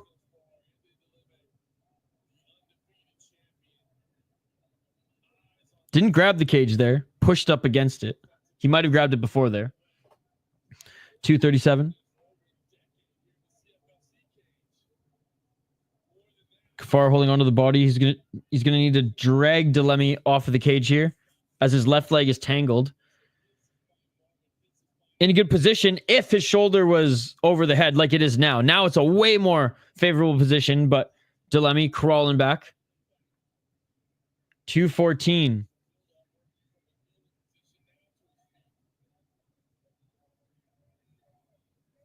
Again, body lock here by Cafaro, trying to drag Dilemme back to the ground. 2:03 on the clock. Fence grab right in front of the ref. I saw way more egregious ones in the last one. For this one, I mean, I just saw Dilemme push his glove up against the cage too. Didn't look like his fingers were in that one. 145. But I think I missed the one you guys are talking about.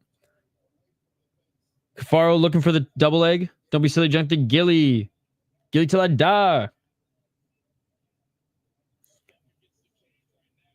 Knee by Cafaro. Cafaro back up to a higher underhooking clinch. Knee to the body.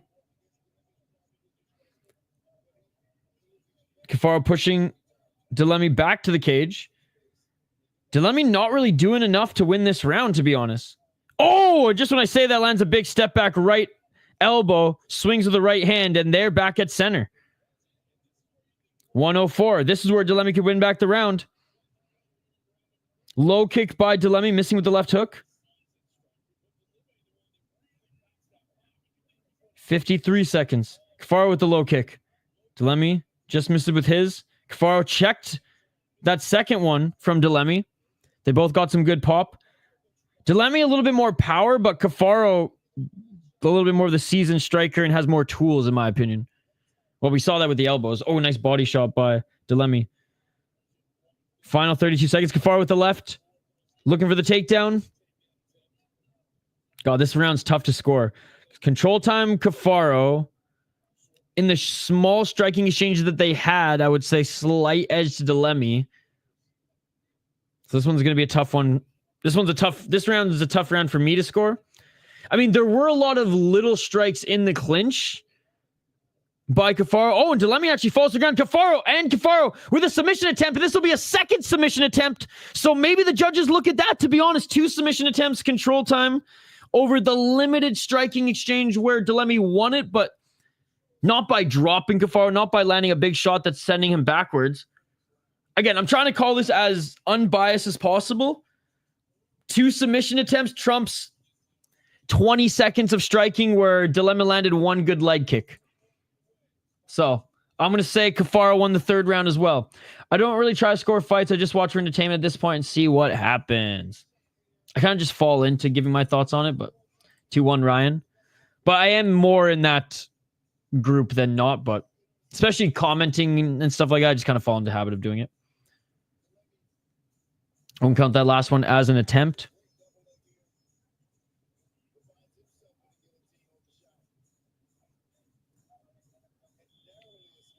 Let's see if they show the replay of it. Oh, no, wins it, but it was a good fight. Well, the fight's still going on. This is a title fight. We got round 4 coming up.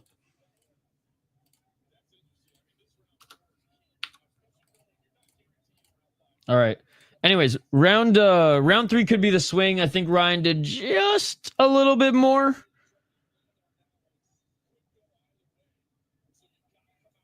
Oh, nice low kick by Cafaro.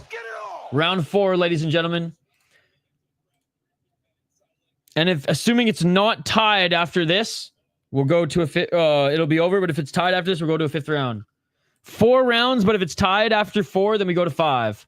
So yeah, 4 rounds, but if it's tied after 4, we go to 5. 4 minutes and 34 seconds on the clock. Again, it's not quite a 5-rounder. It's a 4-round fight, but if it's tied after 4, we go to a 5th round. Hey, what's up, Dave? Good to see you. See you later, Striking Ace. We'll see you from deep. Cafaro, underhooks. Nice takedown by Ryan Cafaro. Beautiful trip. Ask the mat back to the cage by Dilemme. Cafaro trying to drag Dilemme from the cage. Yeah, so Cage Fury FC, 4 rounds, but if it's tied after 4, like if it's 2-2, then they do a 5th round. If someone's up a round, then it's over. Oh! Looking for that standing guillotine again. Here's Dilemme, but again, Cafaro looking like he's okay since he does have that left single leg. This is exactly like how we saw in the second round, which I should say, Dilemme, that should count, I guess, as an attempt 2 in the second round, which makes the second round even closer in my mind. My dog's falling asleep. She doesn't appreciate the show putting on for us. Too much grappling for the dog. 3:22. Cafaro gets out of that. Yo, what's up, Activate A? Good to see you. Oh, Cafaro with a big left elbow. 3:14. Let's go. 3:10. Cafaro with a knee. I think Cafaro's doing well. Good finish in LFA. Let's go. 3:03. Underhooks. Cafaro looking to sweep that leg again. Knee by Cafaro. 2:55. Good start for the round again by Ryan Cafaro. He's had good starts to pretty much every single round, even the first round, which I think he lost. Santos won in the co-main of LFA. Nice. If there's no solid kick she doesn't like to watch. Oh, and Dilemme with the nice takedown. Dilemme in the top position. Dilemme with the left elbow. This is huge for Dilemme here in the 4th round. 2 minutes and 30 seconds. He can really impose his will here if he keeps Ryan Cafaro on his back. I mean, this round is so crucial because we don't know how this thing is scored right now. 2 minutes and 13 seconds. Dilemme in half guard. Left elbow again by Dilemme.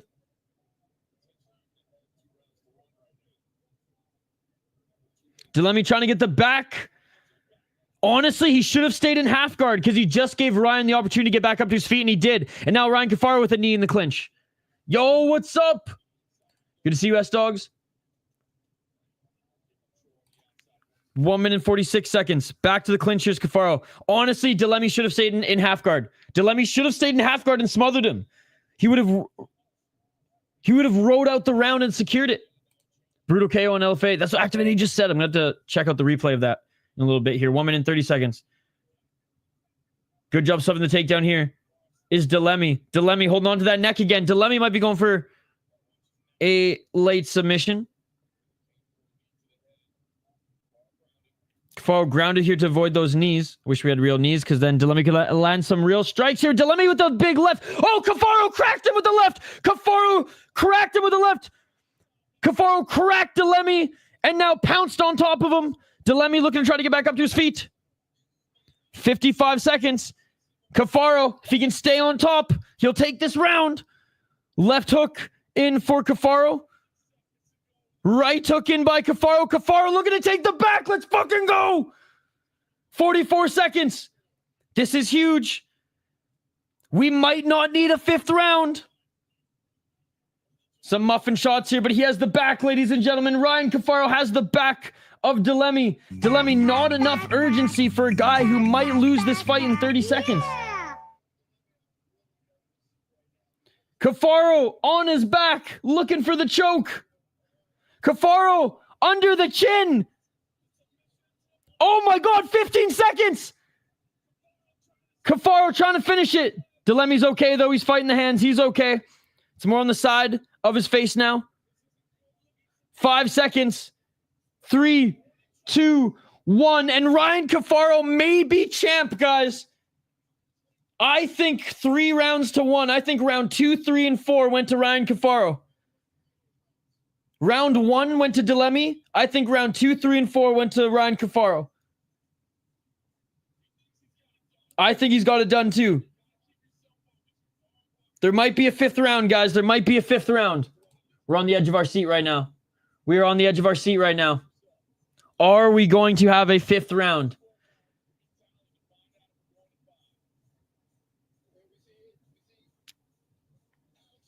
Round 3, man. Round 3 was close. That's what I heard. Give me a 5th round. I don't give a fuck if the decision's rigged.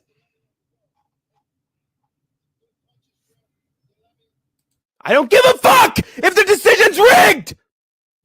Oh, it was a body shot that dropped Dilemme. This got to be tough for the fighters not knowing.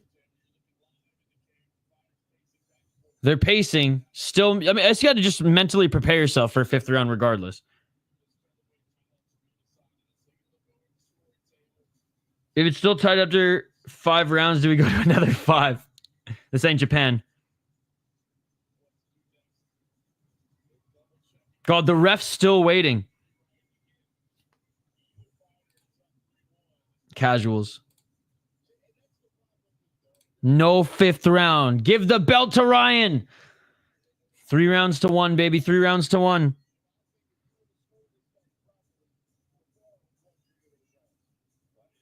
Dean Thomas even says, if you score this fight properly, Cafaro won 3 of these rounds. 2, 3, and 4. Come on, judges. You're killing me. They're both staying loose.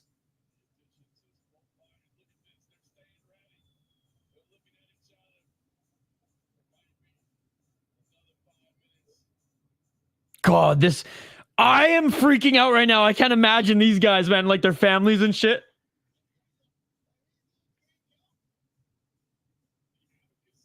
Can these dudes not count, man? This fight is over. That means Ryan Cafaro won. If this fight is over, that means Ryan Cafaro won, guys. We're awaiting the official decision. I don't mind the system, but if you're going to do it, you can't have too long of a wait between the rounds as it wrecks the momentum for the 5th round. 100%. Yo, FCR was awesome too. Bro, he fucking won, dude. He won. There's no way. There's no way Dilemme won 3 rounds. There's no way. 2 was pushing it. 2 was pushing it. There's no fucking way, dude. I swear I didn't call that fight biasly. I even admitted he won the 1st round. 2, 3, and 4. That was Korean Thunder, baby.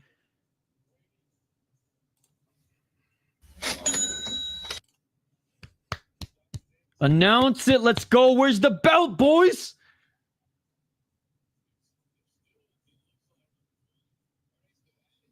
Are they still adding these up, bro? What is this? Grade 10 math? Let's go. Your Cafaro saying, come on. Come on. Holy fuck. The scores are finally tallied. Jeez, dude.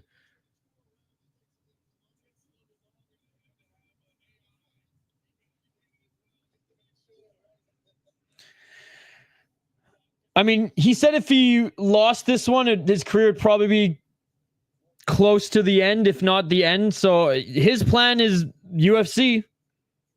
He said he would entertain Ryzen for the superior rule set. That's what he said in our interview. Yes, sir. With this in deep. Yep. All night, baby. Yeah, one judge had it 38-38. One judge 39-37. 39-37. Majority decision. And no! Let's fucking go! Ryan! Kim Cafaro, the Korean Thunder, is your new featherweight Cage Fury FC champion, ladies and gentlemen, at 35 years of age. After coaching and training legends in the UFC. Oh, he finally did it, man. Art of War champ and now Cage Fury FC champ. Let's fucking go, dude. Let's fucking go. Let's fucking go. Dude, he was so confident when we talked to him. Looks like he's in amazing shape. 2 months later, fucking right. Sign the contract. He said RKC to the UFC, baby. Shouting it out his grappling coach right now. I know, right? They need a better system, an automatic system. Cage Fury FC.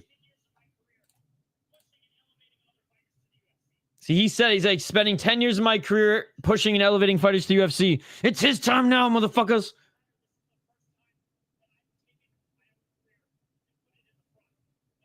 Saying it's the first time that I put my career in the front. And the result is a Cage Fury FC title, baby!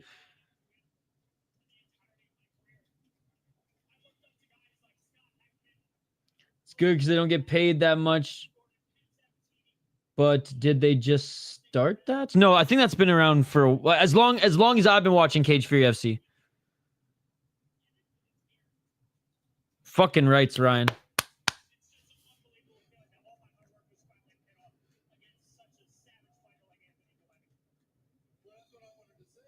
Yeah.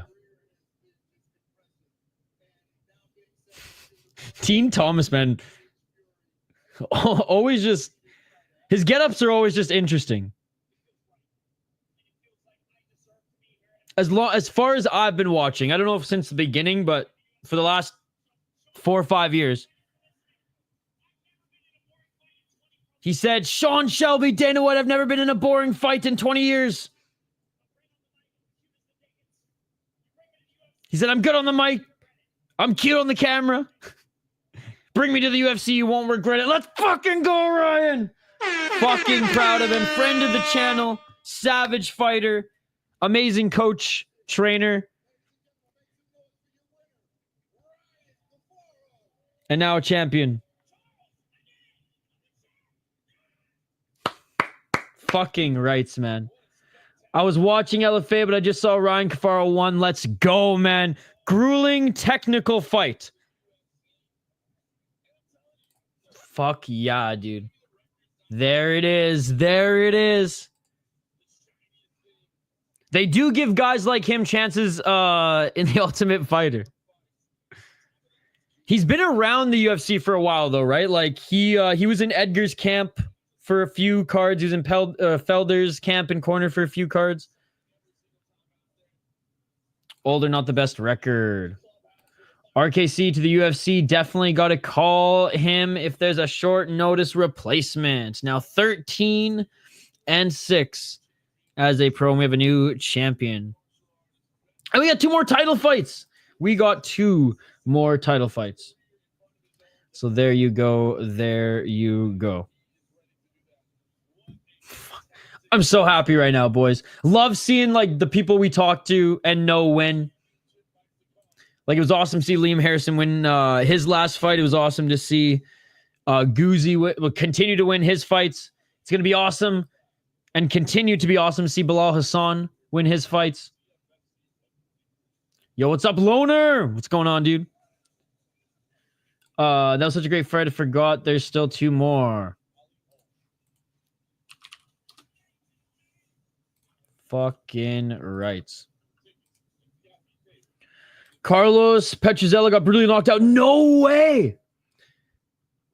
Damn. He's had a pretty good chin, too. So, shout out to everyone who bet on the underdog. So Bilal Hassan is June 6th. June 6th. All right. And no, let's fucking go. Let's fucking go. Is this the SFT highlight that you were sharing? Okay, let's watch it.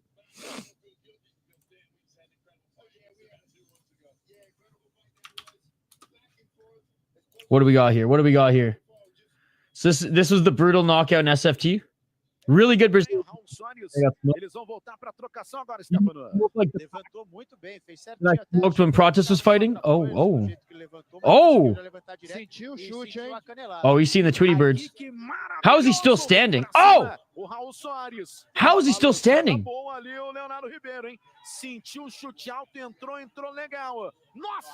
Oh my God. Oh my. How did he? He's still fucking damage. Herb Dean in the pain. Oh, yeah. He's half dead.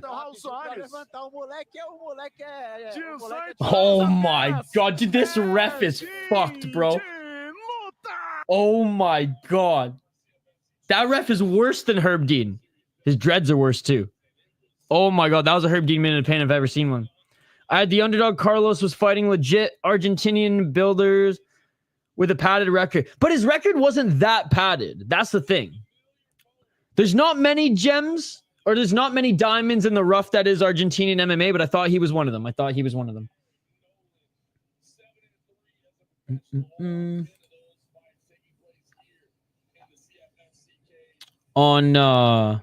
On Twitter. Give 1 sec. God, I've already my voice is already starting to go and we have 2 more fight cards to do, so I gotta grab some water here in a sec. Hold on, I just fired up Twitter.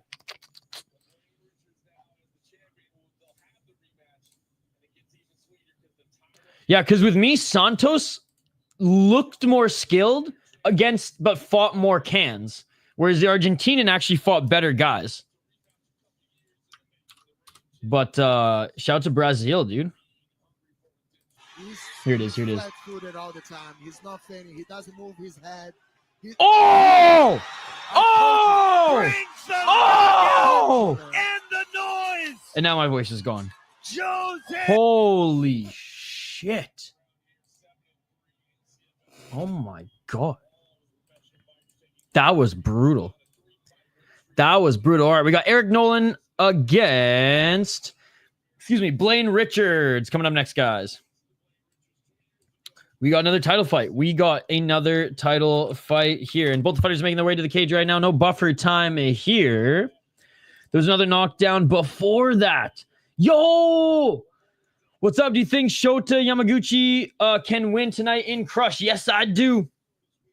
Ryan Cafaro won. Unanimous decision, baby. And No Chills channel's turning into YouTube Maury. Who's fighting on his channel right now? I sent you. We just watched it. Only 19:03:2:328 seconds until the new Rise of New Year's show, but who's counting? There was another knockdown before that. Damn, glad there were no follow-up shots. Damn. Yeah, I know. It sucks that LFA and Cage Free FC are going on at the same time. I wish one of them was had streamed last night, although I was busy last night, so I might have missed it anyways, but still. Jeez. Unreal. All right, we have Eric Nolan, nighttime, 7-3 as a pro. This is a rematch, if I'm not mistaken. He's 27 years of age on a 3-fight win streak, 4-1 in his last 5 fights. 3 KO, TKO, 2 submissions, 2 decisions, 7-3 in Cage Fury FC. Yes, he lost to Blayne Richards back in 2023. He's won 4 fights since then, only 1 loss, and he's continued to fight good opponents. Tavares was really good, and he knocked him out in the first round. I mean, that's pretty much the only really good guy that he fought, let's be honest. As an amateur, he went 6-0 and has had a pretty good career on the amateur scene thus far. Blayne Richards, 9-2 as a pro, 5-0 in his last 5 fights. Love Skywalker 101 Boxing Academy. Have no idea how they haven't been sued.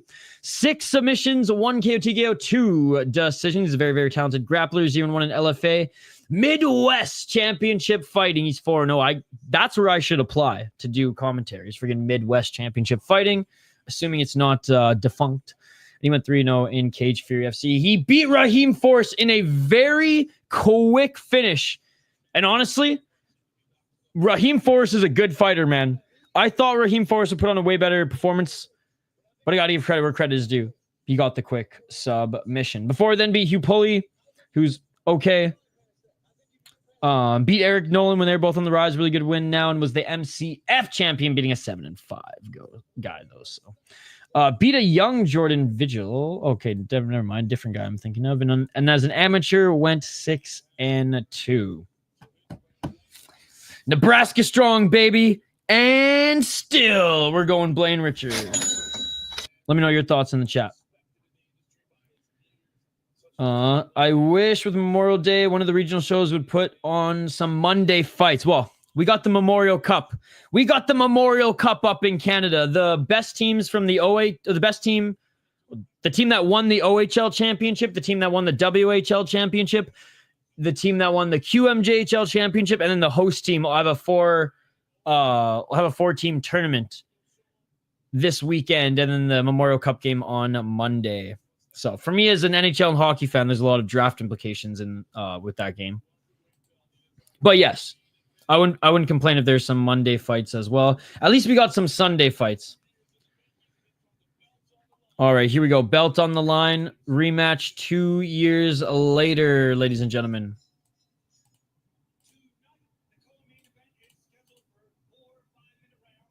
4 or 5 minute rounds with an option for 5 if needed. We didn't need it last time. Let's see if we need it in this time. All right, fighters are being announced right now.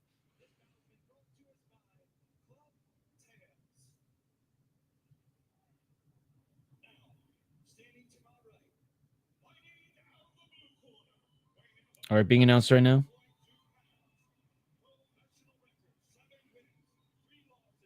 Eric Nolan, the crowd going wild. Let me know your picks, guys. Let me know your picks.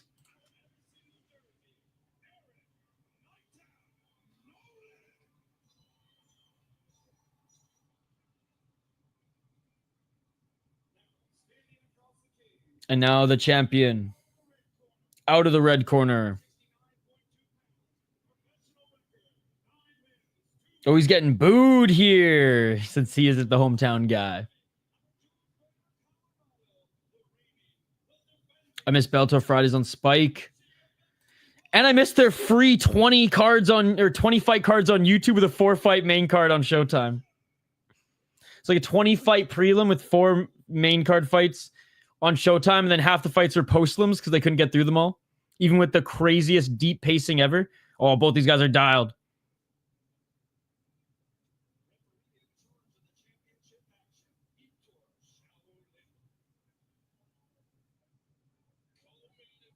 All right, co-main event.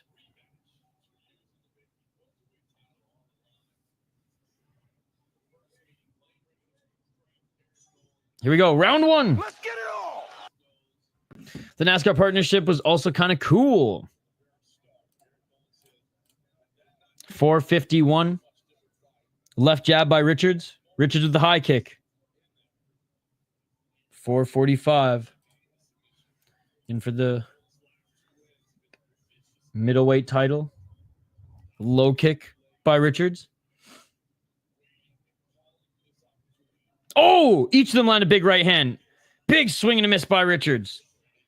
Nolan cracked him, but Richards also cracked Richards. Left jab by Richards. Low kick by Richards. Richards tried to set up the high kick, but he was out of range. 405.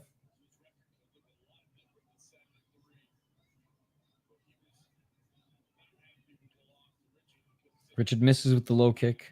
Okay, there's one. He landed on the outside. Some feints by Nolan, but he hasn't thrown much. He threw a hook there, but that was just purely reactionary. High kick by Richards. Oh, big right hand by Nolan. Richards unable to get the body. 331. Left jab by Nolan. Richards looking for the right. Out of range. Nolan's boxing, I mean, technique-wise looks clean, but just Hasn't landed yet. Hasn't hit his mark. 317.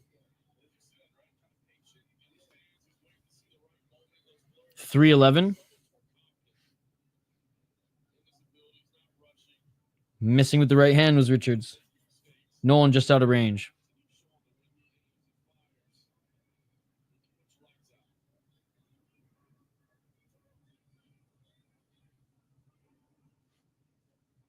.250 on the clock and a left jab by Richards.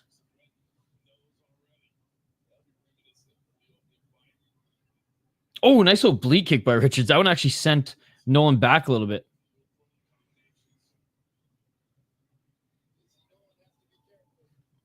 They need to rename the divisions. Middleweights are huge. They're not in the middle for the weight, right? Low kick by Richards.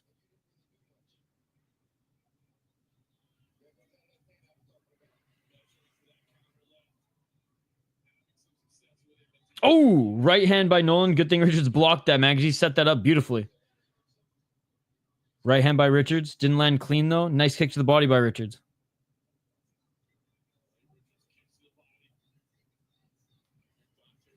Two minutes. Oh, big left hand by Nolan. Drops Richards. Right hand. Super necessary. Ref ends the fight. Ref ends the fight. It is all over. And no. And no. Eric Nolan knocked down Blayne Richards. Blayne Richards was out of it. Was looking at the stars. Super necessary shot. And the ref dove in to get him off. Wow. Wow. Another title change. Dropped him, landed a super necessary follow-up, and then the ref dove in. Dove in. A Marine Corps flag. That's cool, man. Damn. I will not describe Islam as light.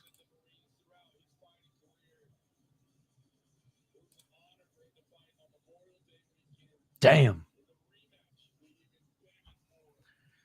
What a finish in the rematch. Right, let's take a look at it here. Left dropped him. Oh, he didn't even land a follow-up there. The ref got in early. I thought this... Oh, fuck. That shot's brutal. The way his head swung back is why the ref jumped in. Title fights, I don't like that stoppage. Looking at it in slow motion now, it actually wasn't that bad. Eric Nolan won. It looked a bit different live. Yeah. Well, I thought a follow-up shot landed, which is why I originally didn't say early stoppage. The ref did get in there a little early, but Richards was fucked up, so. Wow. And it's not like Richards is contesting it too much. I'm sure he's upset, but.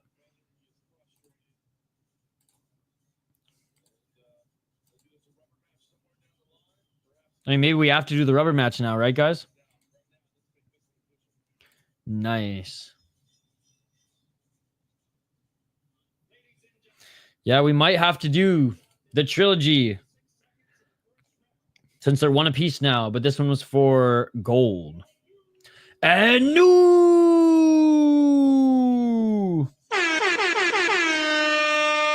We got one more, guys. We got one more, and then we got 1 hour until deep, so this is actually going to work out perfectly. Which I might just start deep at like 11 my time, because there might be like a long intro and whatnot, but we'll see. We'll see. All right, the new champ with Dean Thomas right now. Guys, my voice is not quite killing me yet, but I got to grab some more water.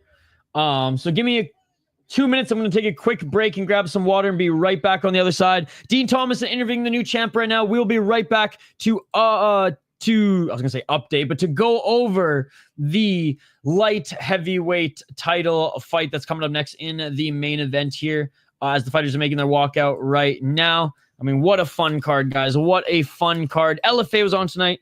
SFT on tonight. Cage Fury FC. We got back-to-back deep cards as well. This is great. You guys are great. I'm just going to refill my water. Don't go anywhere. We'll be back to the title fight. Can't wait for deep balls deep and deep. Let's go deep. They're going to be awesome cards. The men's one is a lot of the deep fighters versus Mikuru Asakura's breaking down fighters. So that's going to be fun as well. Back on the other side, ladies and gentlemen, do not go anywhere. More Cage Fury FC action here right after I grab some more water.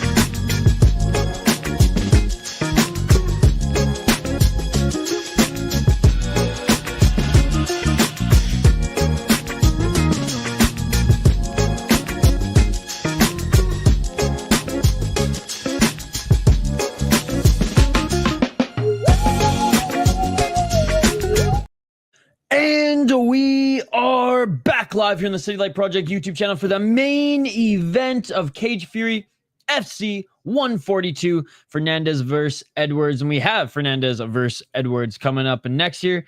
Philadelphia is a fighting city. So many promotions based out of here. Hey, big shout to my friend Shane. Happy birthday to my friend Shane. Turned 33 the other day. Shout out to you, Shane. My oldest and best friend. Shane Ryan Cafaro won his fight. He's the new Cage Fury FC champion. We got one more fight left here, Shane. Then we're going balls deep in deep. The only Edwards I care about is Anthony Edwards. I don't even know who that is. Oh, the NBA player. Yeah, he can't fight. He can't fight. Actually, I don't know if he can fight. You think Anthony Edwards can fight? Deep. We're going balls deep in deep. Deep Jewels, then deep Tokyo Impact 2025, which Volcan, they're doing Mikuru Asakura's league, breaking down verse deep on that card, which should be good. Ingleson De Lara has been dropped twice. He can't fight. He's the GOAT. Well, if he can't fight, then he's not the GOAT. Then K1. I can't watch K1 in North America, unfortunately. Trust me, I try. I've literally offered to overpay. I messaged K1 and I straight up said, I will pay you double. Just let me watch it. And they still said no. So we got to see him fight soon. I just can't stand basketball, dude. Like, no, I can't stand the NBA. Basketball overseas is still actually a fun sport, but the NBA is just, it's the worst, man. I've never seen the most athletic and menacing like players, 7-foot players from Europe, from America, who are the biggest pansies. It hurts my soul. It hurts my soul. Marab won the belt at 33, so no excuses to not thrive. Bro, how dare they not let you watch it? One day I will shit on them for it. Dude, it's so weird because they had to deal with Fight TV.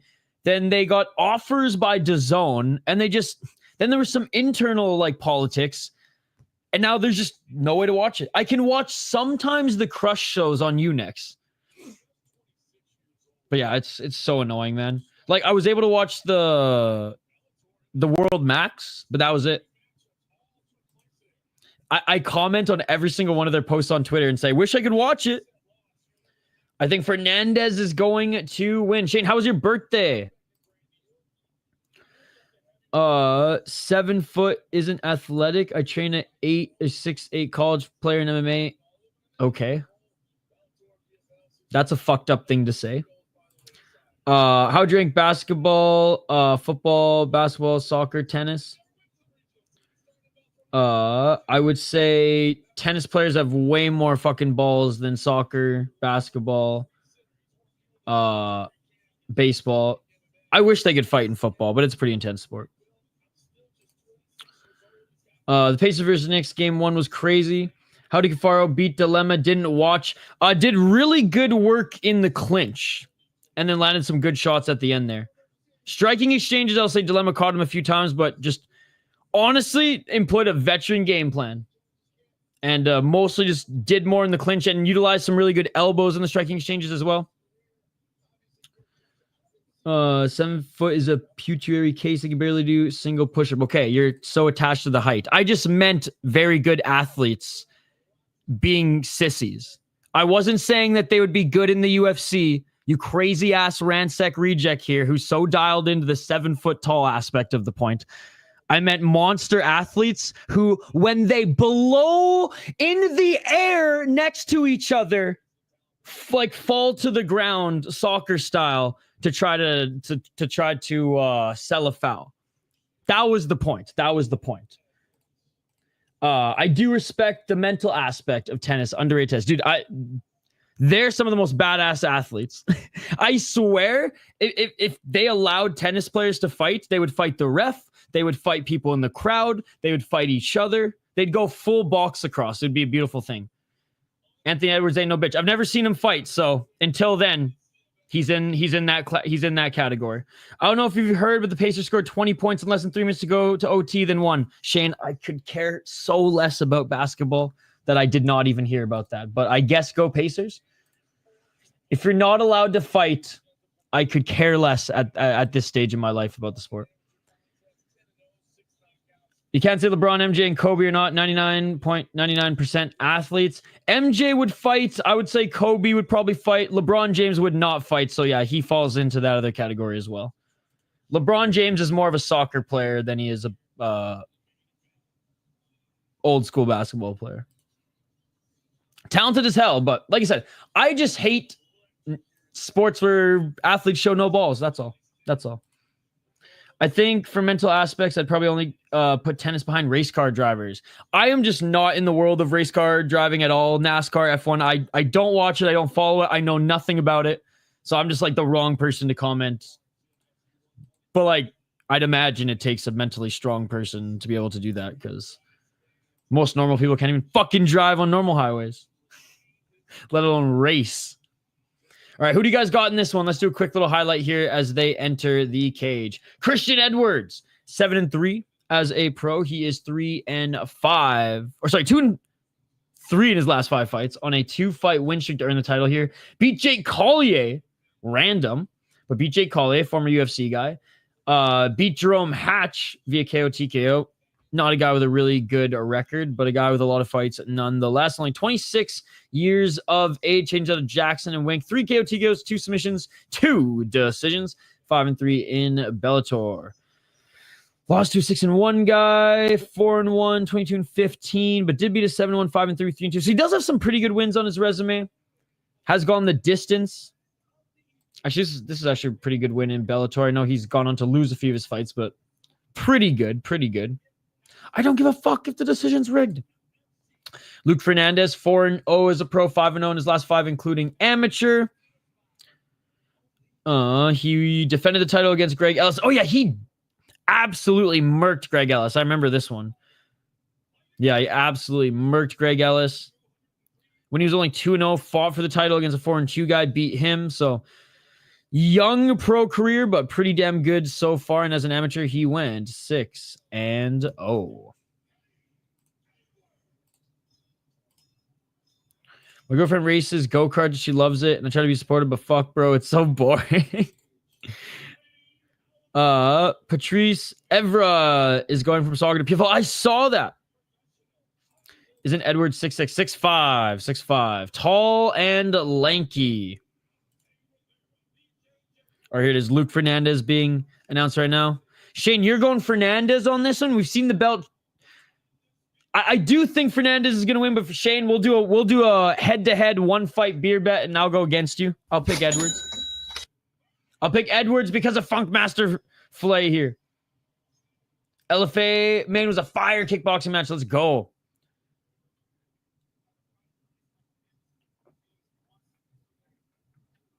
You know what? Edwards doesn't look that much taller than Fernandez. Lankier, 100%, but... All right. Last fight here, guys. Then we'll go over to deep. We got 2 more cards to cover here tonight as well. Round 1. 4, potentially 5 if needed. 452.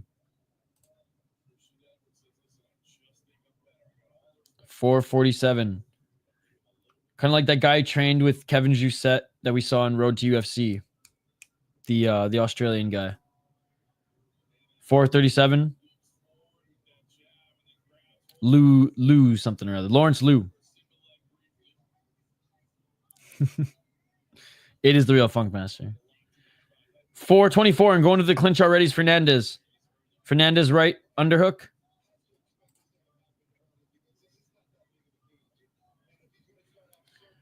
And now Edwards jockeying for position. They saw the Cafaro fight and said, all right, we'll one-up you boys. 407. Ooh, knee to the body by Edwards. Knee by Fernandez. Oh, another big knee by Edwards. They're exchanging knees now in the clinch. 350.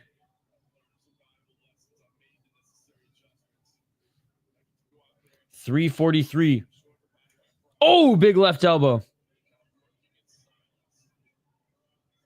Knee to the body by Fernandez. Edwards didn't like that. 330. Another knee by Fernandez. Dude, Edwards does not like these knees to the body. Knee to the body again by Fernandez. Edwards needs to get out of this clinch, man. He's eating devastating knees to the body.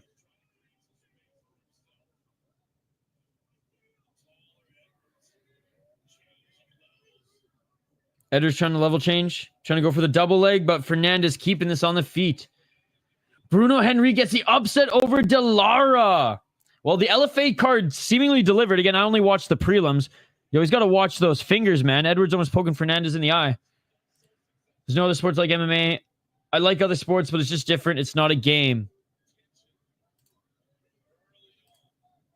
238.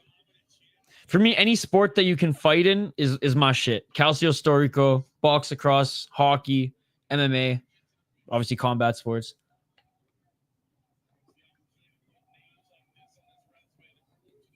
Seriously, Calcio Storico is fucking awesome. You guys would love it. 220. Still battling in the clinch. Right hand by Fernandez. They finally break up here. 214. Front kick by Edwards. Oh, big left by Fernandez. Djokovic could be a good could be a good welterweight. Oh, right hand by Fernandez. Who's that one Australian tennis player who always loses his shit? 153. He's got a funky name. I used to watch a lot of tennis in college, actually. I don't know why.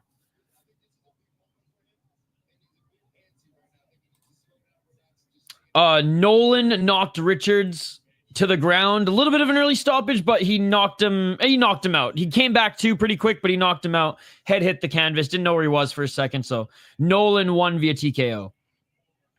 Clinching again, here's Fernandez. Fernandez is getting the better of Edwards, though. He's landing the better shots. Able to defend the takedowns. Landed knees to the body. Now he's looking for a takedown of his own, and he gets the takedown. Single leg takedown by Fernandez, but Edwards right back up to his feet. How do you pronounce his name again?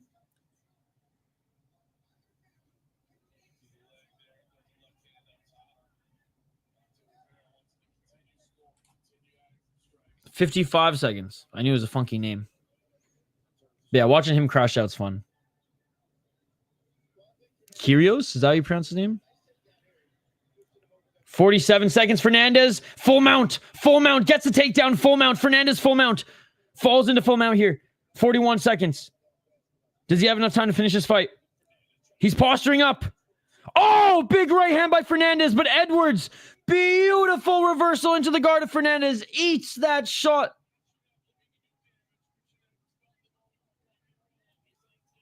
Edwards eats that shot, but beautiful reversal. Just drives into it. Now he's in the full guard left elbow, but Fernandez tried to push him off. Edwards still holding on to the shoulders of Fernandez, but Fernandez is back up on his feet. 5 seconds remaining. Dude, I swear this ref has done all the title fights. He's what Herb Dean is to MMA in Thailand, but in Pennsylvania. Round 2 coming up. If he did that in basketball, I'm pretty sure that would be a flagrant 2. All right, round 2. Fernandez won the first round, in my opinion, but good job by Edwards reversing there. In the worst position he was able to get out of. But look at this replay here. Christian Edwards on his entry. Boom! Gets tagged by left. Yeah, maybe that knee connected, but he got tagged. He got tagged.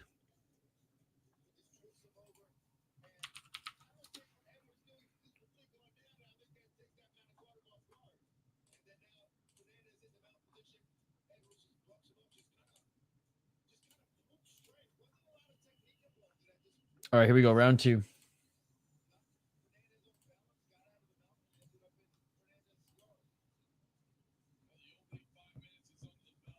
My sport ID is track and field. The sport I did was track and field. But we have the superior rule set, and you're allowed to do what you have to do to get to the finish line first. Could you imagine superior rule set like just straight up like 100-meter sprint superior rule set? That could really fuck people up. Let's get it all. Round 2. And going right back to the clinches, Fernandez. 4 minutes and 49 seconds. Through the right hand to work his way into the clinch. Some short elbows, some short shots in the pocket by both these guys. Nice right elbow by Edwards. Nice right by Fernandez. Now Edwards looking for the single leg. Good sprawl by Fernandez. Holding on to his neck, shoulders.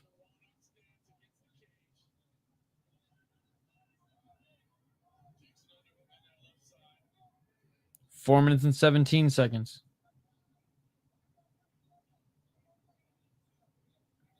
Edwards continues to look for the double leg or single leg. He's been going back and forth. It doesn't matter. He ain't taking Fernandez to the ground. It's not happening. He can reverse in the top position. He ain't taking him to the ground. 356. My other idea is golf mixed with MMA and football. Golf, but you're allowed to use the clubs as swords. But it'd be tough unless you flipped it to use it as a sword. It'd be a club, I guess. And circling out is Fernandez, and they're back at center. Edwards with the oblique kick. Edwards with another oblique kick. Fernandez looking for the high kick, but a nice teep by Edwards sends him back.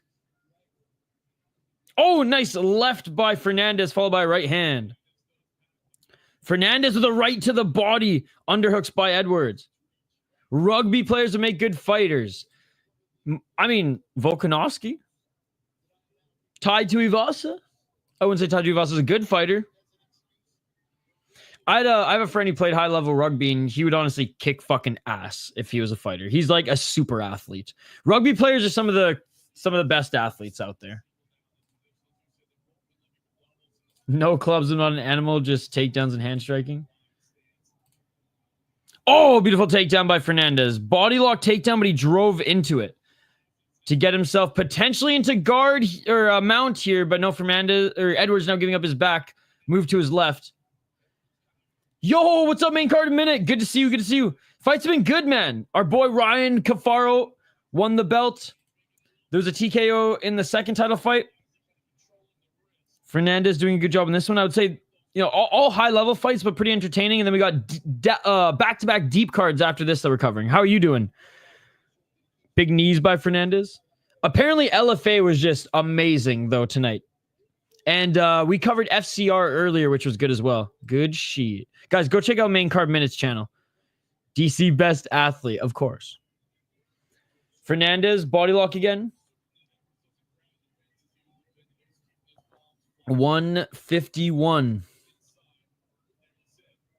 Looking to sweep that leg to get the takedown against Fernandez, but Edwards, a good job defending here. Now looking to try to get the tie clinch is Edwards. Right uppercut by Fernandez, knee by Edwards. I'm chilling, dude. Missed LFA. We'll probably tune in to Watch Song of Deep. Let's go. Yeah, Deep Jewels in about an hour-ish. And then Deep Impact, that's at 4:30 a.m. Eastern. But that's the sick card. That one's going to have some breaking down versus deep fights. Superior rule set at the top of the card.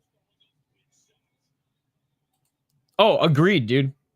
1 minute and 12 seconds. Oh, big left by Fernandez. Edwards is seeing the Tweety Birds. John Jones could have been elite in any sport. He tried basketball, football, baseball. Except for, well, was he a good skater, though? Could he play hockey? 52 seconds.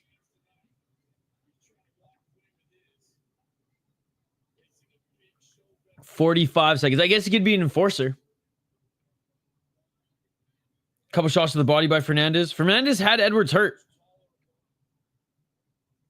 Clinching him again here. 33 seconds. Oh, Fernandez just missing with that right uppercut. Again, Fernandez, only 4 professional fights.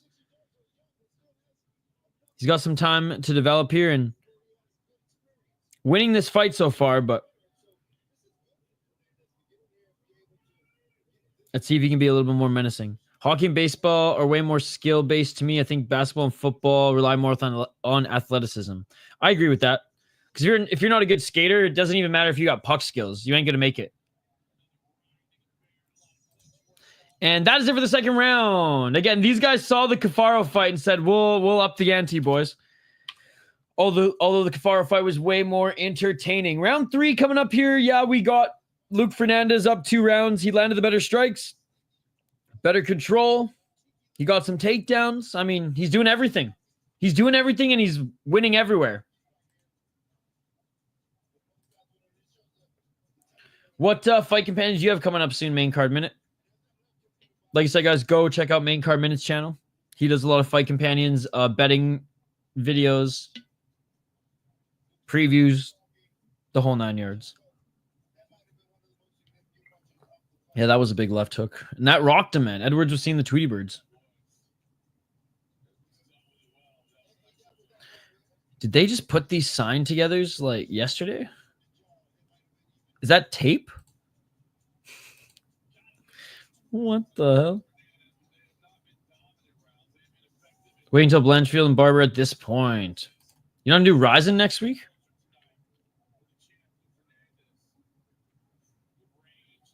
All right, here we go.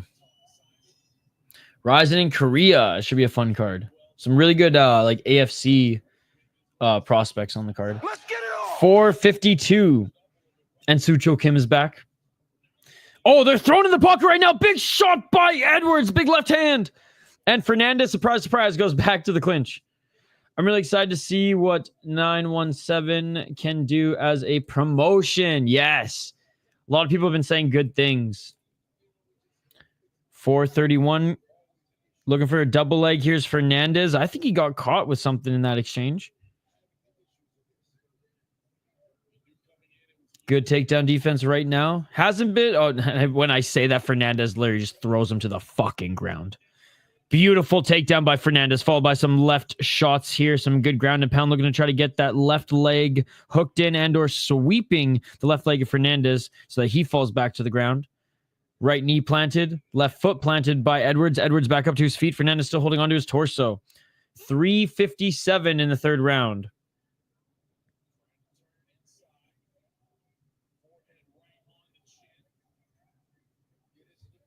Knees by Fernandez.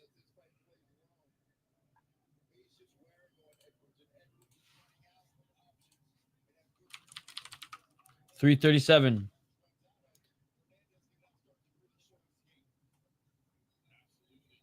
Trying to get out of this clinch right now is Edwards, but Fernandez level changing again. Trying to get this back down to the ground, and he does complete the takedown, but right back up to his feet is Fernandez. 318. Body lock again, followed by that left hook, but he releases the hook.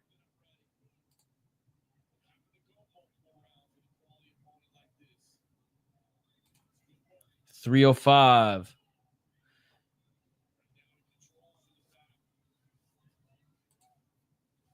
$258.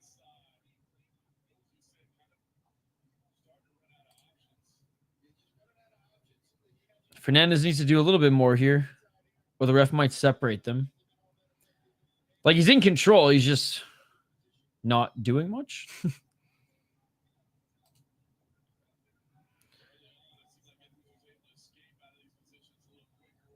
Did Uzo fight?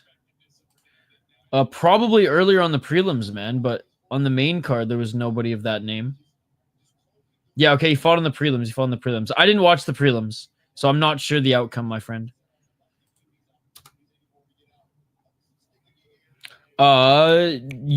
Twitter should have the outcome. 208. Andrew Jackson would probably be the best president of MMA. All right, finally, the ref separates them. They're back at center.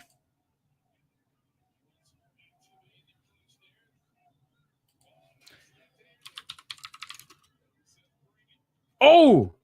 Looking for that right hand was Fernandez. Here, I'll find out for you, dude. Nice left by Fernandez. And Edwards now looking for the clinch. Not the most exciting title fight here, guys. Oh, guillotine attempt. Fernandez standing guillotine. Fernandez trying to readjust.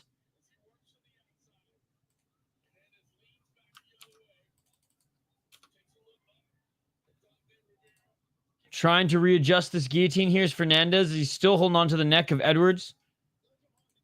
All right, lets it go. He lets it go. That's a tough one. 108.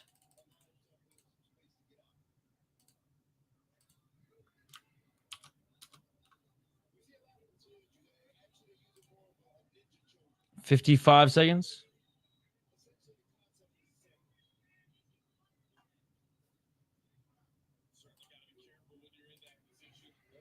$45. Man, not a lot going on here. Edwards now just holding Fernandez in the clinch.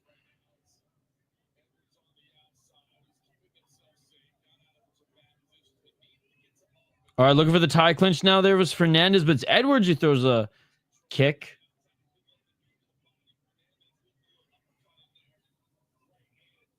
$24 seconds.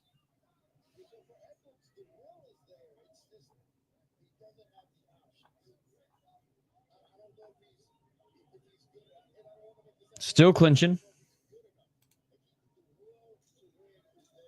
Yeah, I couldn't find the result. Hopefully they posted on Twitter soon. Just keep looking up his name. They might have posted the result on Instagram as well. And that is it for the third round. Again, I have Luke Fernandez winning that round. He's landed the better strikes, and he's continuing to control more, but hardly dominant rounds. Fourth round here, and please don't send us to a fifth. Yeah, I think Christian Edwards, the pain, needs to employ some pain and honestly get a finish here. He needs a knockout. Another sick KO at SFT, too much to keep up with. SFT always has banger fucking fights and really, really sick knockouts. Yeah, it's I wouldn't say it's a top tier Brazilian promotion, but like it's definitely an exciting one.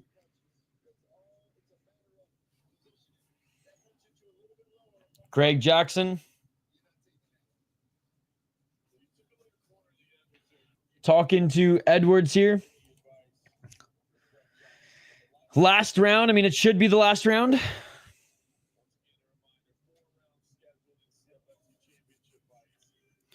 And let's see if one of them can get the job done. I'm assuming it's typo, but Fight Matrix says there's an up-and-coming 3-year-old welterweight. I hope it's a typo or the world's in trouble. Yeah, what is this? Freaking Chechnya? 4 minutes and 50 seconds on the clock, round 4.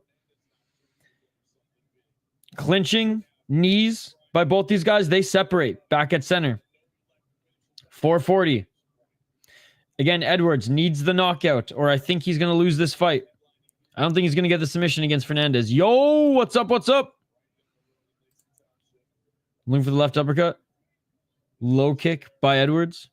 Just gearing up to watch some Japanese MMA all night after the spiral. Got to make a coffee after this. Oh, nice right uppercut by Edwards. Knee to the body by Edwards. They're in the clinch, but nowhere near the cage yet. But Fernandez pushing Edwards to the cage and lands a right hand. 404.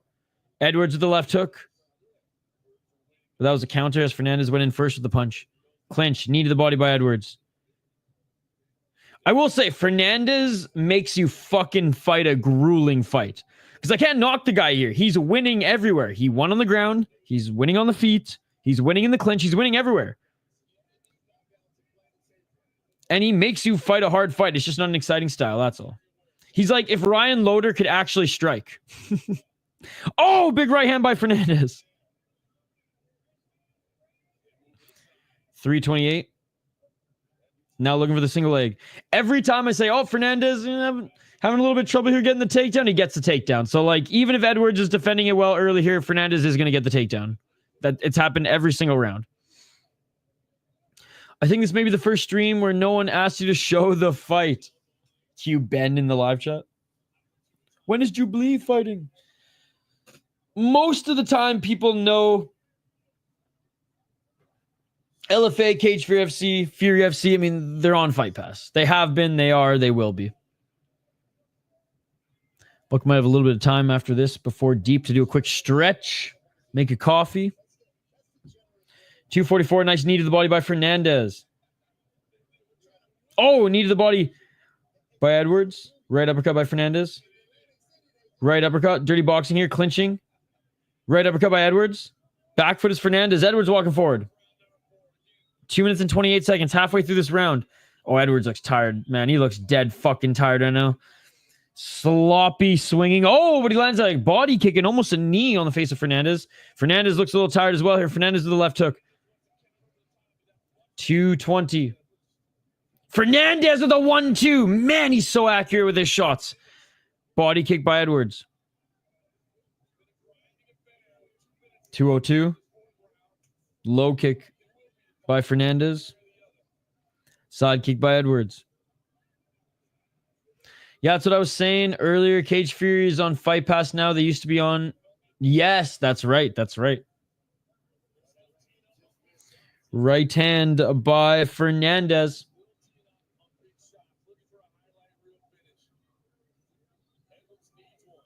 It's funny, King of the Cage is still going strong, but they're on some random ass network. They're on the same network in which I bought that RCC event, the like Alabama League. Left by Edwards, right by Fernandez. Right jab by Edwards. Eats a right by Fernandez, right uppercut by Fernandez. Knee to the body by Edwards. Fernandez clinching, pushing Edwards up against the cage. 1 minute, 11 seconds. I like Fight Pass. I refuse to make an account to the website as I'm not trying to have my email show up on any hacks. 103.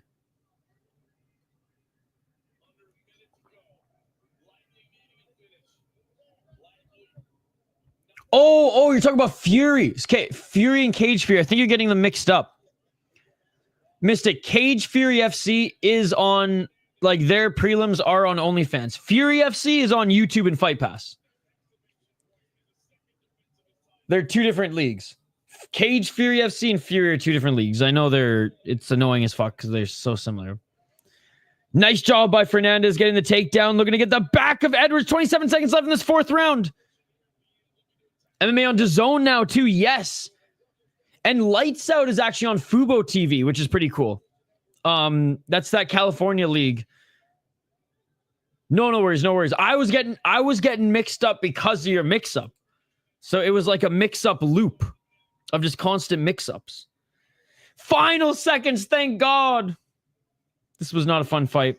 It was a very impressive performance by Fernandez, I'll say. Impressive doesn't always mean entertaining. It was an impressive fight. He beat Edwards everywhere. He beat him on the feet. He beat him in the clinch. He beat him on the ground. He beat him everywhere. And he's going to retain his title. He's going to retain his title. It's just the way she goes, boys. The way she goes? The way she goes. You win some, you lose some. The way she goes. Way of the road, boys. We're not going to a fifth round. We're not going to a fifth round.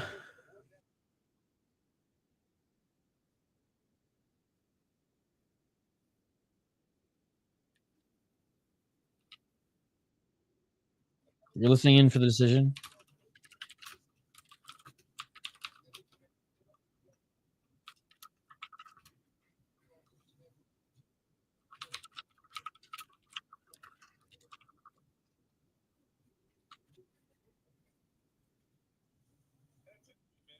Oh, deep starts in 30 minutes. I just got the announcement. Let's go. Do you know Kanji from Deep? He is 0-0, so I do not know who Kanji is.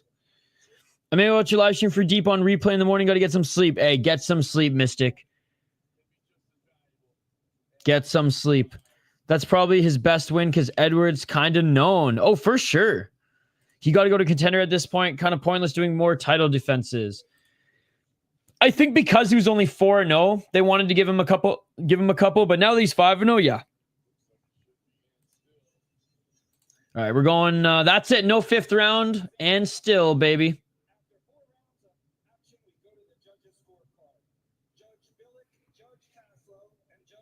Yeah, all three. 40-36. And still Luke Fernandez, the Cage Fury FC light heavyweight champion, ladies and gentlemen. I'm so excited for Deep, bro. I know, back-to-back Deep cards. Deep jewels, ladies and gentlemen.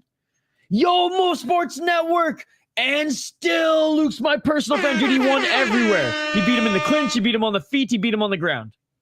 Need some JMMA in my life. I need some more coffee, JMMA, maybe a little puff from the hippie lettuce to get us to start the late night portion of this stream marathon, guys. We'll be back in.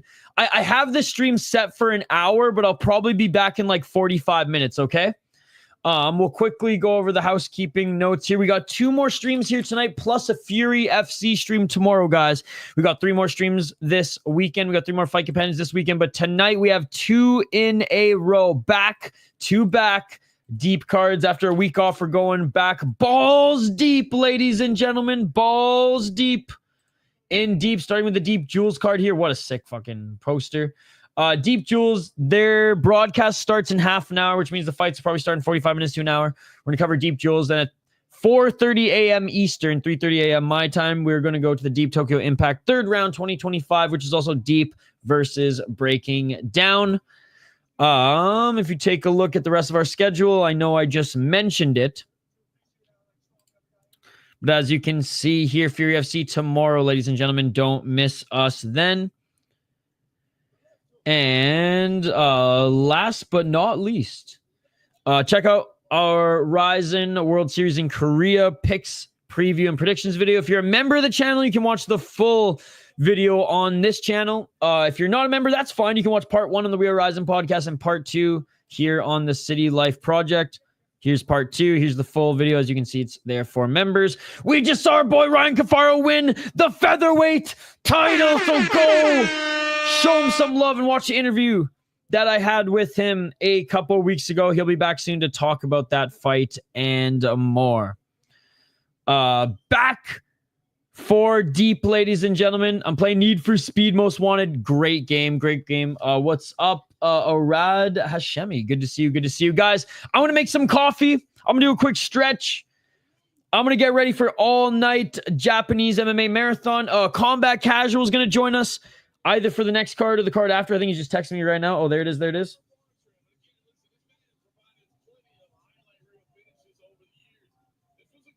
Idle Skatesman, am I jumping on for Deep again tonight? I said, fuck yeah, bud.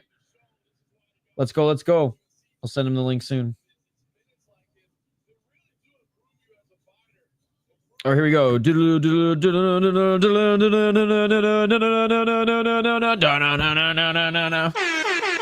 Playing Crusader King, so cool. He won. Definitely looking forward to it. Can't wait. Smash that like button and subscribe, guys. Go check out the Deep stream. We'll be live for Deep in like 30 to 45 minutes. We'll have Combat Casual with us as always, and we'll have all you beauties join us as well. Here it is. Deep Jules 49, ladies and gentlemen. I know it says we're going to be live in 15 minutes. We're going to be live once their fights start. There you go. Go smash the like button. Go join the freaking stream now. It's in the chat. We'll see you guys in a little bit. Smash that like button and subscribe. And new Ryan Cafaro, baby. Let's fucking go. We'll see him in the UFC next. Deep back-to-back all night. In about half an hour, 45 minutes, guys. Don't go anywhere. We'll be right back on the channel. Smash that like button, subscribe. Thank you guys so much for joining. I appreciate you all. Always remember. I don't give a fuck if the decision's rigged! We don't give a fuck if the decision is rigged. Yeah.